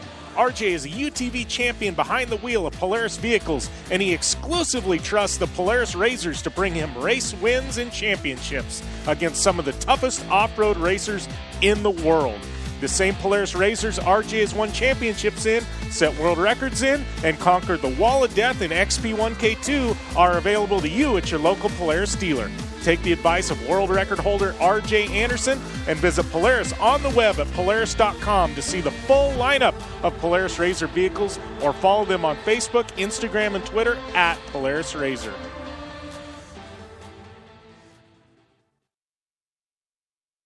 For 100 years, General Tire has provided tires for your lifestyle, your adventure, your anywhere. Born from competition, the Grabber tire offers the durability and off-road traction you demand in a tire. We put these tires to the test in the harshest off-road racing conditions to give you a tire that will make your anywhere possible. So let us take you on your next big adventure. Tweet us photos at General Tire, hashtag anywhere is possible. Because with General Tire, anywhere is possible. Baja, check. King of the Hammers, check. Crandon, check. The Mint 400, check. Only one wheel company can say they have dominated the deserts and rocks of the Southwest to the mud and carnage of the big house at Crandon, and that company is KMC Wheels. KMC Wheels has won them all with the help of elite drivers like Travis Pastrana, Ricky Johnson, Bryce Menzies, Carl Renazetter, and Lauren Healy, who all rely on the XT Series from KMC Wheels to get them to the finish line and on top of the podium. Check out KMC Wheels and their full line of XT Series wheels at KMCWheels.com or on Facebook, Instagram, and Twitter at KMC Wheels. KMC Wheels, like no other. Life is all about sound, the sound of sports, the sound of the racetrack, and the sound of your vehicle.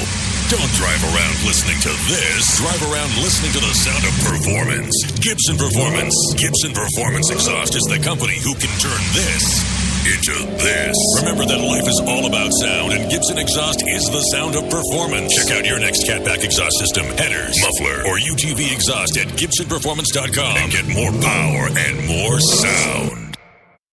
Are you looking for a place to push yourself behind the wheel and see how your driving skills stack up? Dirtfish Rally School is that place. Located on 315 acres of pristine automotive playground at the foot of the Cascade Mountains in Snoqualmie, Washington, right outside of Seattle, Dirtfish Rally School is a one-of-a-kind place where everyone from first-time drivers to seasoned professionals like Bucky Lassick and Antoine Lestage can push themselves to their limit. Whether driving the high-performance rally-prepped all-wheel drive Subaru Impreza STI is what you're looking for, or you'd rather hang it all out in the rear-wheel drive Subaru BRZ, Dirtfish Rally School has something for everyone. Classes are available from 2 hours to 3 full days and feature instructors with over 150 years of combined racing experience. Whether you're looking to become the best and get an edge on the competition, or just looking to freshen your skills behind the wheel, Dirtfish Rally School is the place to go. For more information on registering for classes, visit Dirtfish on the web at dirtfish.com, or to check out the latest happenings from Dirtfish, follow them on Facebook, Instagram, and Twitter at Dirtfish Rally. Did you know that Parker Motor Company is one of the best places to shop for new tires for your car or truck?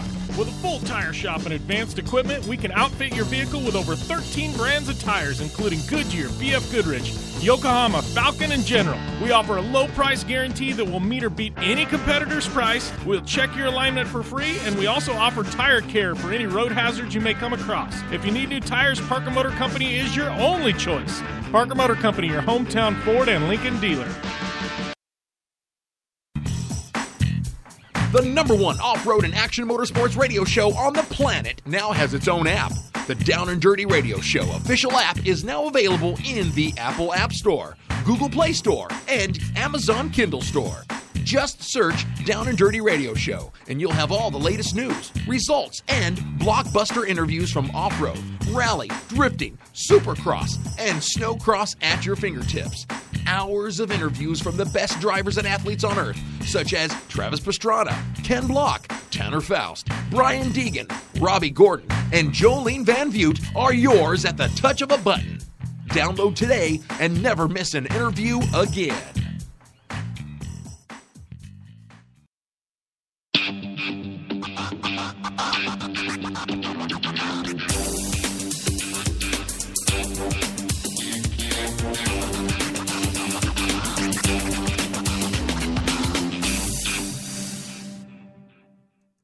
Welcome back to the Down and Dirty Radio Show, powered by Polaris RZR. I am your host, Jim Beaver, and man, talk about a great show so far. We've rolled through some Dirtfish Rally reports, some General Tire desert racing news, Josh Sheehan, Mr. Triple Backflip on air, the leading lady of Nitro Circus, or I guess one of the two leading ladies of Nitro Circus, Jolene Van Vugt, was on air. It's been an action-packed show, and it's going to get even more exciting here in just a minute. My good friend Ami Houde, she's going to be calling in. We're going to be dissecting some Supercross, some motocross, and previewing motocross, talking some Endurocross, some KMC Wheels Fantasy Supercross, anything with two wheels. We are going to be talking about it here in just a minute.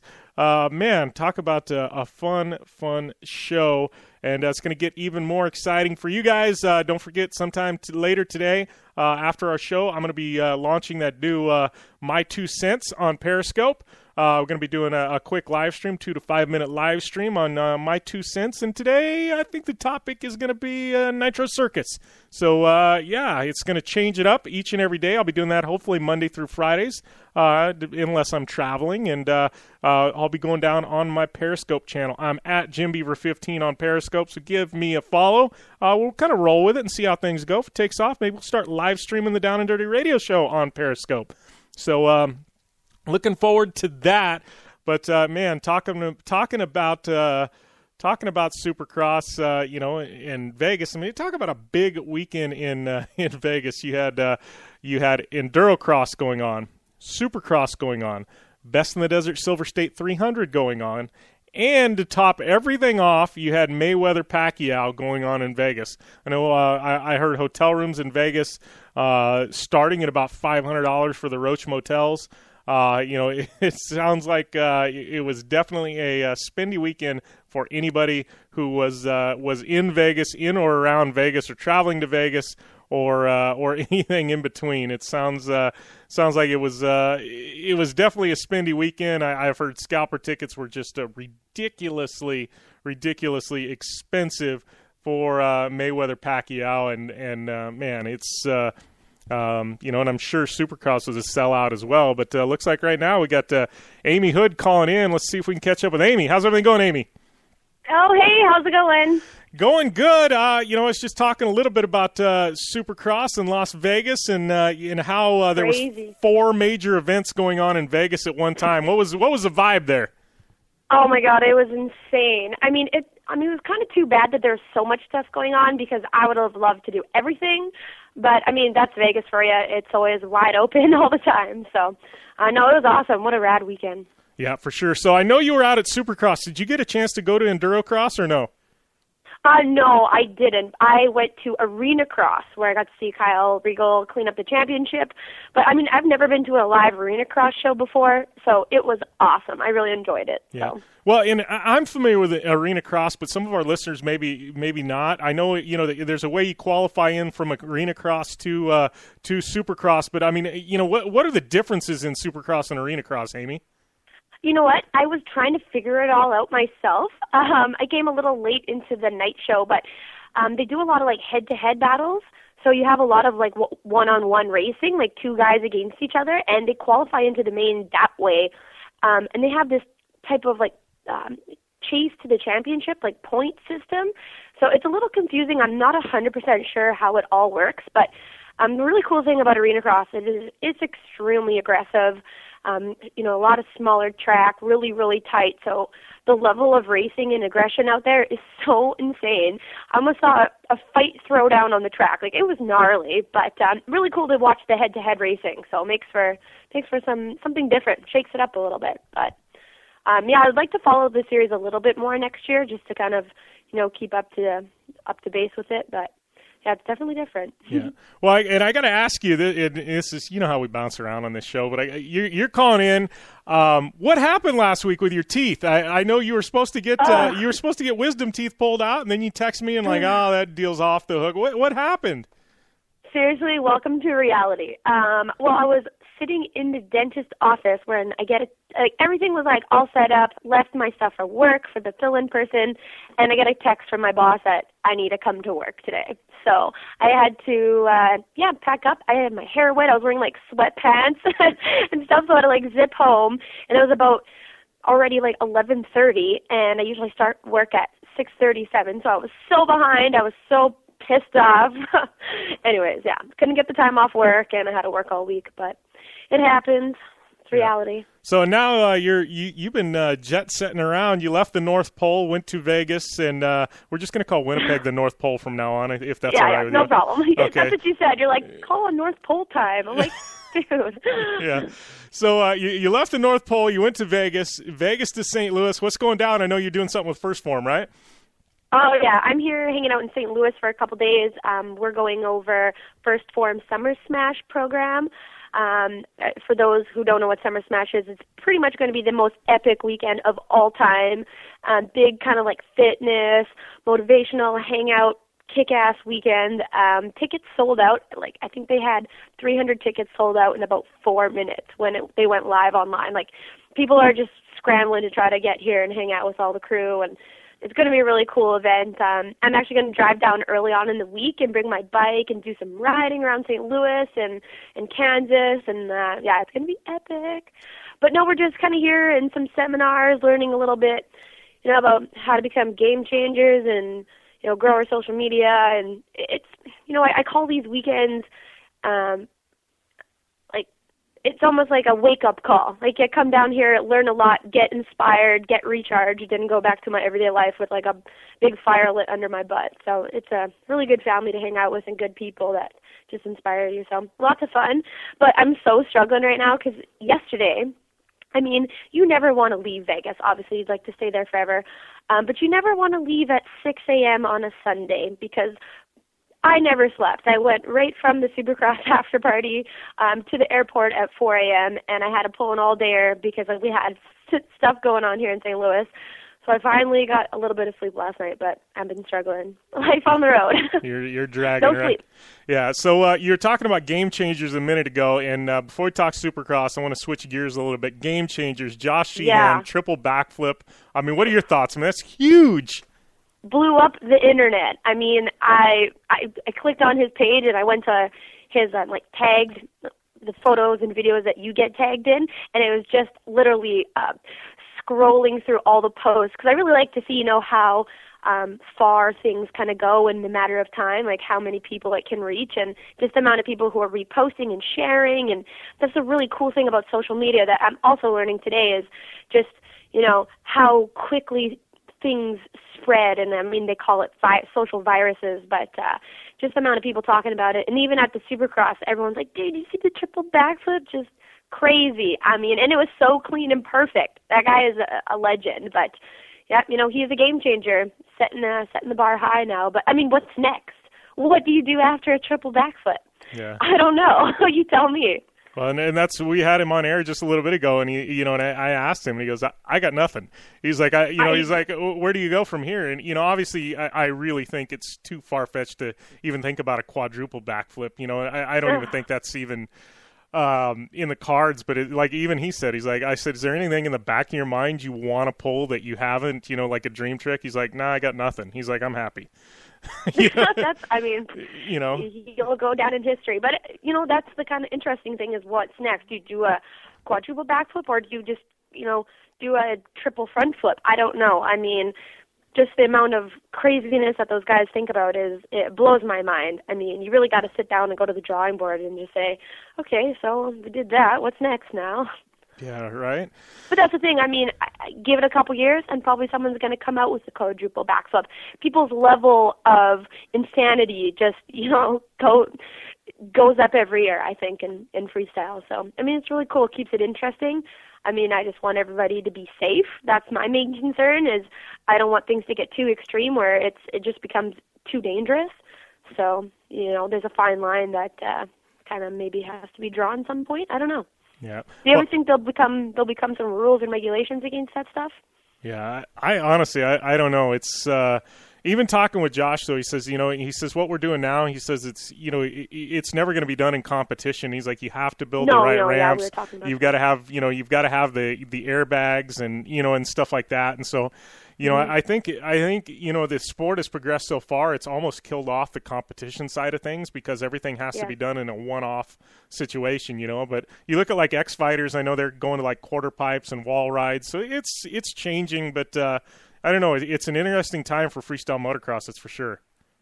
Yeah, no, definitely. We'll hopefully see a lot of new talent come up through the grapevine now, and it just always gets bigger, badder, and more crazy. So I love that sport. I love watching X Fighters and X Games. So, but yeah, talking about X Games as well, Vicky Golden qualified for the night show, which is awesome.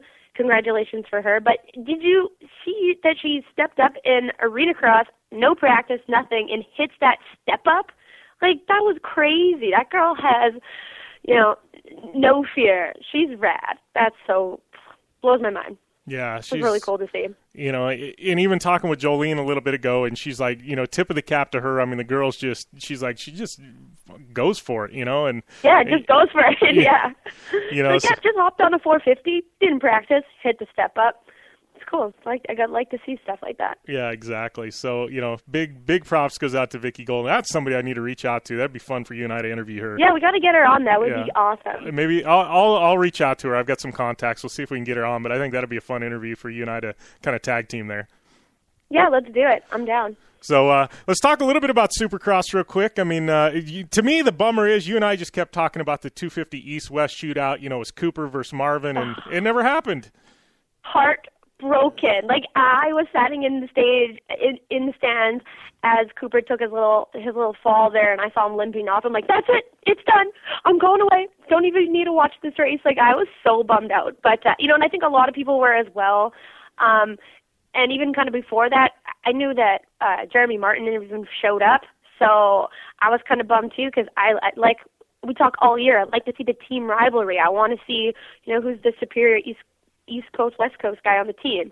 And he never even showed up either. Like, there's a lot of people who weren't there who I thought were going to be, but I know a lot of people want to play it safe and not get hurt for outdoors. And luckily, word on the street is Cooper will be lining up for Hangtown in the next 2 weeks. So, that's good. But, a little bit of weak racing. There were some awesome battles in the 450s, but, it was kind of a dry weekend. And not the best racing I've seen, that's for sure. But, I mean, the two KTM guys dominant once again. I was pretty impressed though with Malcolm. Like he kept Marvin honest for at least half the moto. Like I was really hoping that Marvin would make a little mistake or something, and there'd be a good battle. But I know it was a good racing weekend. Pretty clean, pretty tame. But yeah. Yeah, well, looking at outdoors, I mean, obviously, Dungey took the 451, Marvin once again on 250s. We all know the points champions. We've kind of beat that dead horse for a while. So I want to look at motocross, outdoors, Hangtown. I know that's what you've been excited for. I mean, I'm going to throw a couple names out there. You tell me because, they've been kind of on point lately. I mean, 450s, the guy I'm most interested in going into outdoors, Weston Pike.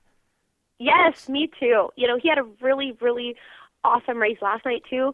You can really see his conditioning and his training kind of finally, clicking, and everything is kind of coming together. I struggled, obviously, at the beginning of the season, being out for a while, but I think outdoors is his calling. I think he's going to set the world on fire and kind of be that dark horse and really shake up the championship and keep all those guys honest. I don't think this is going to be a series that's someone's going to walk away with. I think it's going to be a battle to the end. There's so many, so many possibilities. I mean, even with Seeley as well, and Marvin. Like, I'm really excited to see how Marvin does in the 450 outdoors. And we already know he's a beast. So, can he make that transition from 250 to 450, but then from Supercross to outdoors? So I'm excited. It's going to be good. Yeah. It's always that first race too that you're just, you have no idea what's going to happen, and it really sets the bar. But I'm excited. Yeah. Who else do you think is going to be an underdog? Well, to me, it's just there's so much that goes into outdoors. Supercross, you have to have one good race to walk away with a win. I mean, outdoors, you've got to have two good races. So, there's changing up, right there. You can win one and finish, 15th in the other and not get a victory. But obviously, Dungey, he's going to be tough. Tomac's going to be tough. I mean, what are your thoughts? I mean, guy like Malcolm Stewart. It all comes down to consistency and conditioning. Malcolm and consistency, not two words that I would put together. It's going to take them a little while. So we're really going to see the people who, have that mental and physical consistency and conditioning who are going to walk away with this. So there's a really big difference between Supercross and outdoors, like we said. A lot of times people who are good at Supercross can't put it together for outdoors. So even I don't really know how things are going to shake up. I was pretty surprised with last year with the turnout, even in 250s. it's just a totally different mental game, I think, once you get to outdoors. It's long and hot and dirty, and it's just, you got to be on your top mental capacity to be able to withstand that long season. So I really am interested to see who's gonna do it and who's not. Well, and I know a couple names we hadn't even thought about. I mean, Roxon, I understand he's back for outdoors. I think he's. Yep. You can't leave Roxon out. I mean, he's definitely got to be one of the favorites up there with Dungey and Tomac going into outdoors.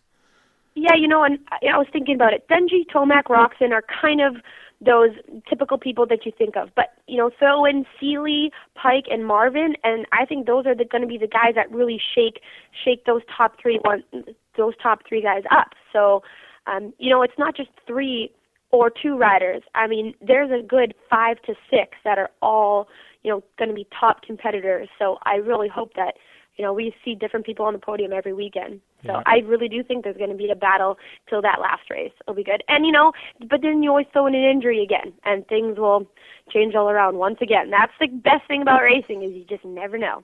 Yeah, well, and one guy we haven't mentioned, I know he seems like he's pretty excited about outdoors. He's healthy right now, Chad Reed. I mean, as we saw in Supercross, the guy can still take a win when he wants to.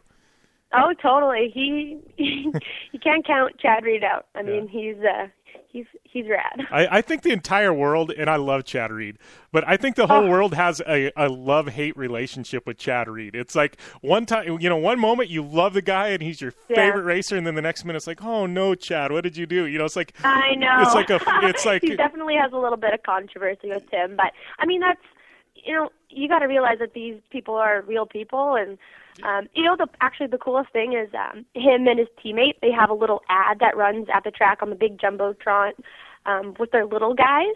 Him and Grant, they go out riding with their little kids, and then Tate's there, I love my dad, he's the number one, and the whole crowd and every woman that was around me just starts freaking out and yelling and screaming.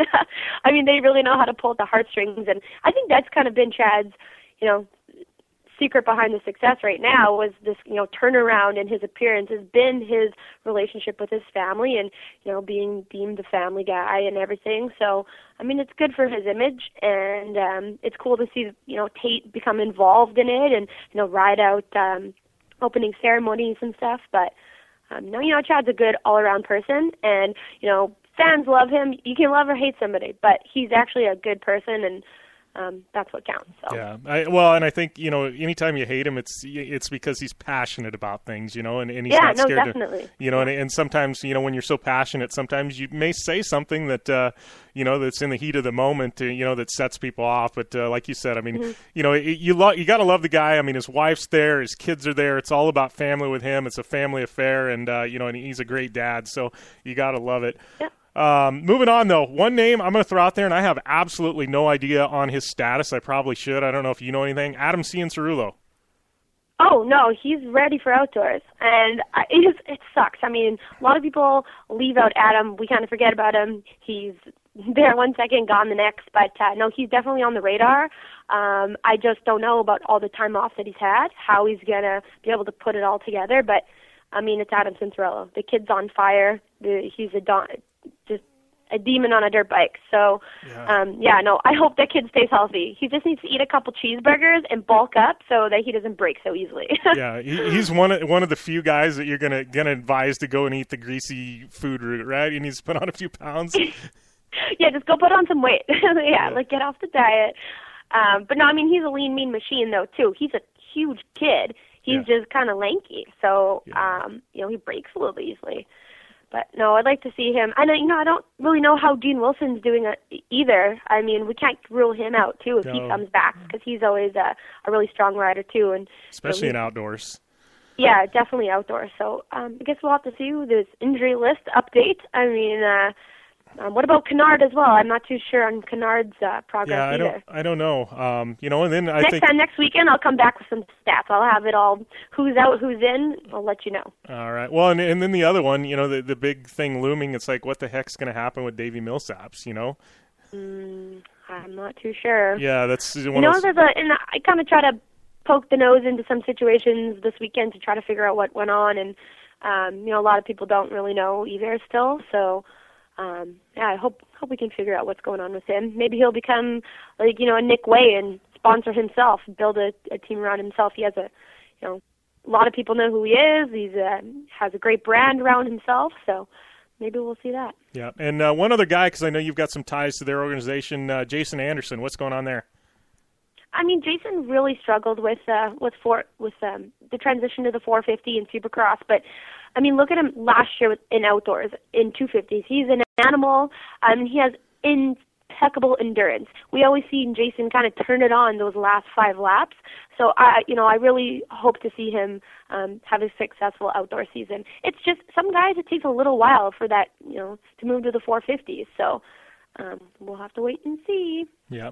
Well, I do want to mention Fantasy Supercross wrapped up. I have talked with our winner. We're going to get him out some KMC wheels. I got to thank KMC Wheels for Fantasy Supercross. But Eric Lundgren goes by IRKman 524. He's walking away with a set of KMC wheels. So congratulations! Yeah, I know he also in the email he listens to the show every week. Says he absolutely loves our segment where we talk motocross and Supercross. So I thought I'd shoot that out there to you.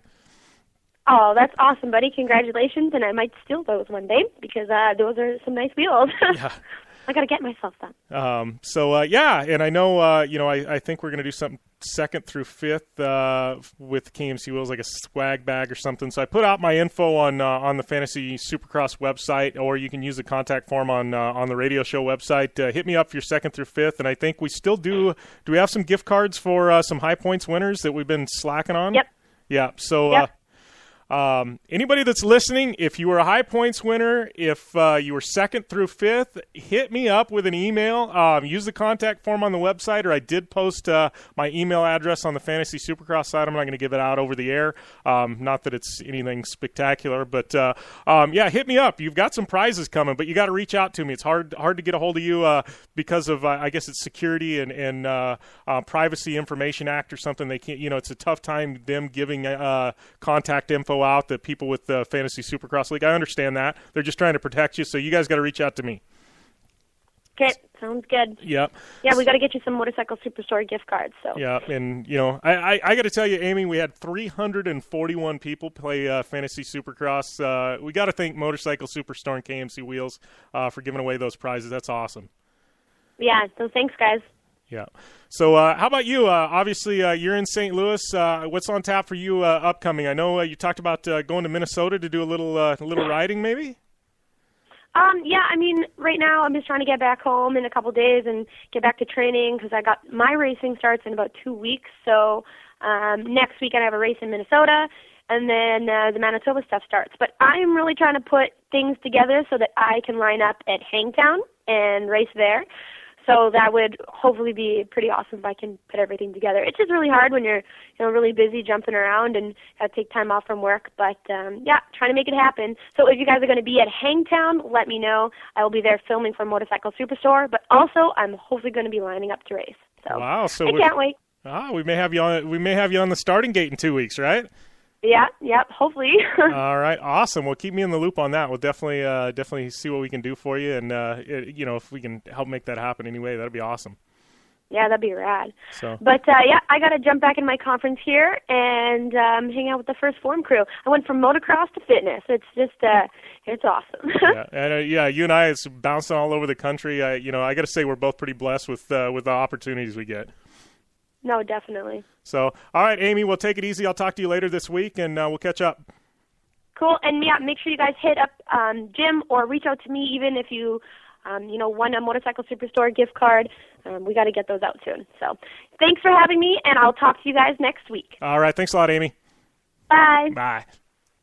All right, that was Ami Houde, talking some Supercross, some motocross, and, everything two wheels. And like we said, we had some 450 and 250 action in Vegas. 250s of Marvin Muskeen with a victory, Malcolm Stewart second, Matt Basilia in third. 450s, Dungey again, Tomac, Weston Pike. That was your 1, 2, 3. Obviously, Dungey with a championship this year, Marvin with a championship, finally getting that 250 championship. And then we also had Cooper Webb with a 250 championship. Heading into outdoors, it's all getting shaken up. We're starting all over again. You gotta love it. But yeah, it's been a great Supercross season. Ups and downs, and Dungey hitting his stride and bringing it home. Along those lines, KMC Wheels Fantasy Supercross Challenge is officially over. Thanks to all 341 of you who played the Down and Dirty Radio Show, KMC Wheels Fantasy Supercross. Big shout out to Fantasy Action Sports League for hosting that. And IRK Man 524, Eric Lundgren, congrats, buddy. Out of 341 people, you were the one to put it all together and walk away with a brand new set of KMC wheels. Man, big shout out to him. That's I finished up like 103rd or something. I faltered towards the end, and I got to tell you, last week or two, I was so pissed I just kind of quit playing.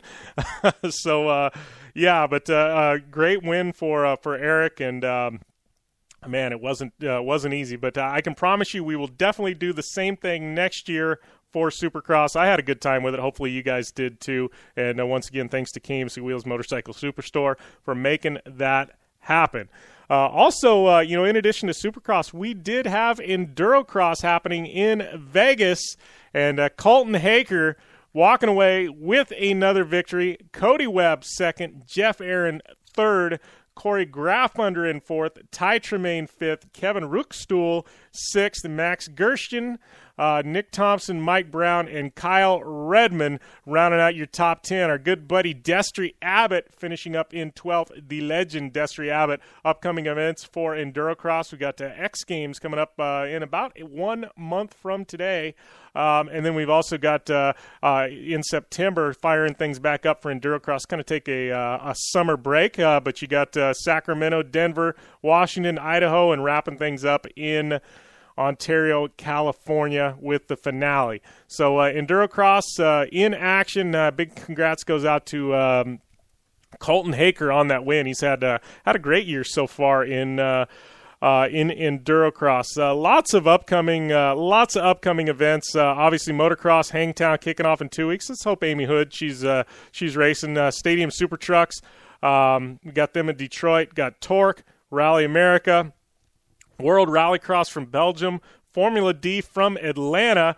We'll have somebody with Formula D on air next week in our Formula Drift post-race interview here on the Down and Dirty Radio Show.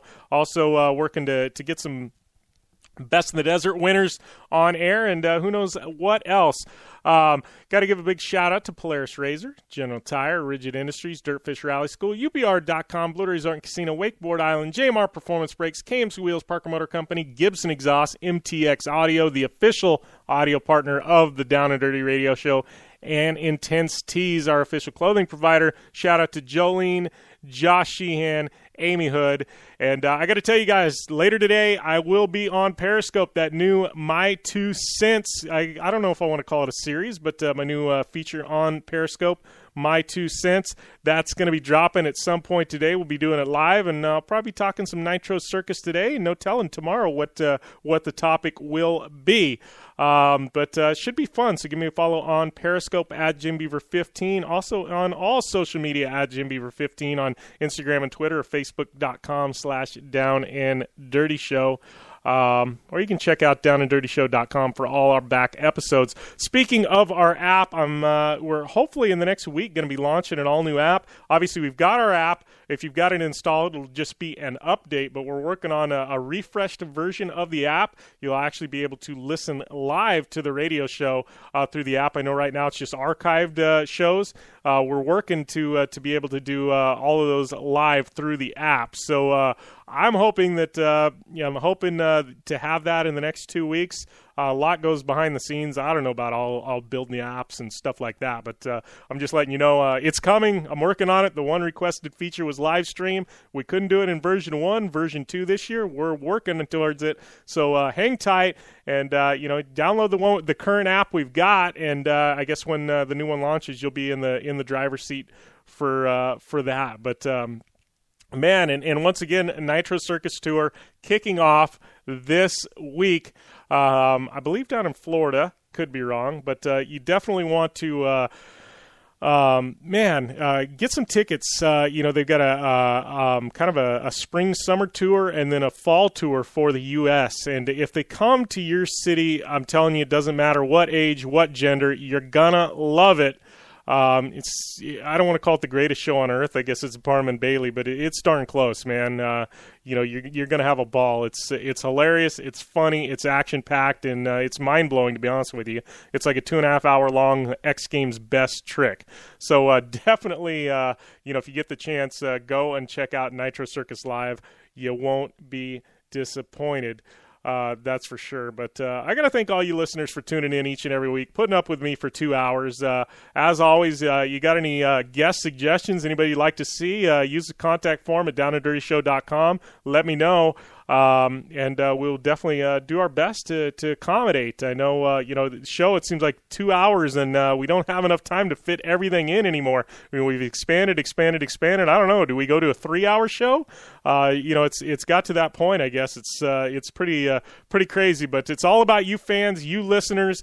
You guys tune in every week, and that's what keeps me doing what I'm doing. So I love to hear from you, love to hear fan feedback. So shoot me any questions, let me know. I'd love to hear from you. But thanks for tuning in to the Down and Dirty Radio Show powered by Polaris RZR. We'll be back next Monday with another episode. Hopefully you guys have a great week. And as always, game on.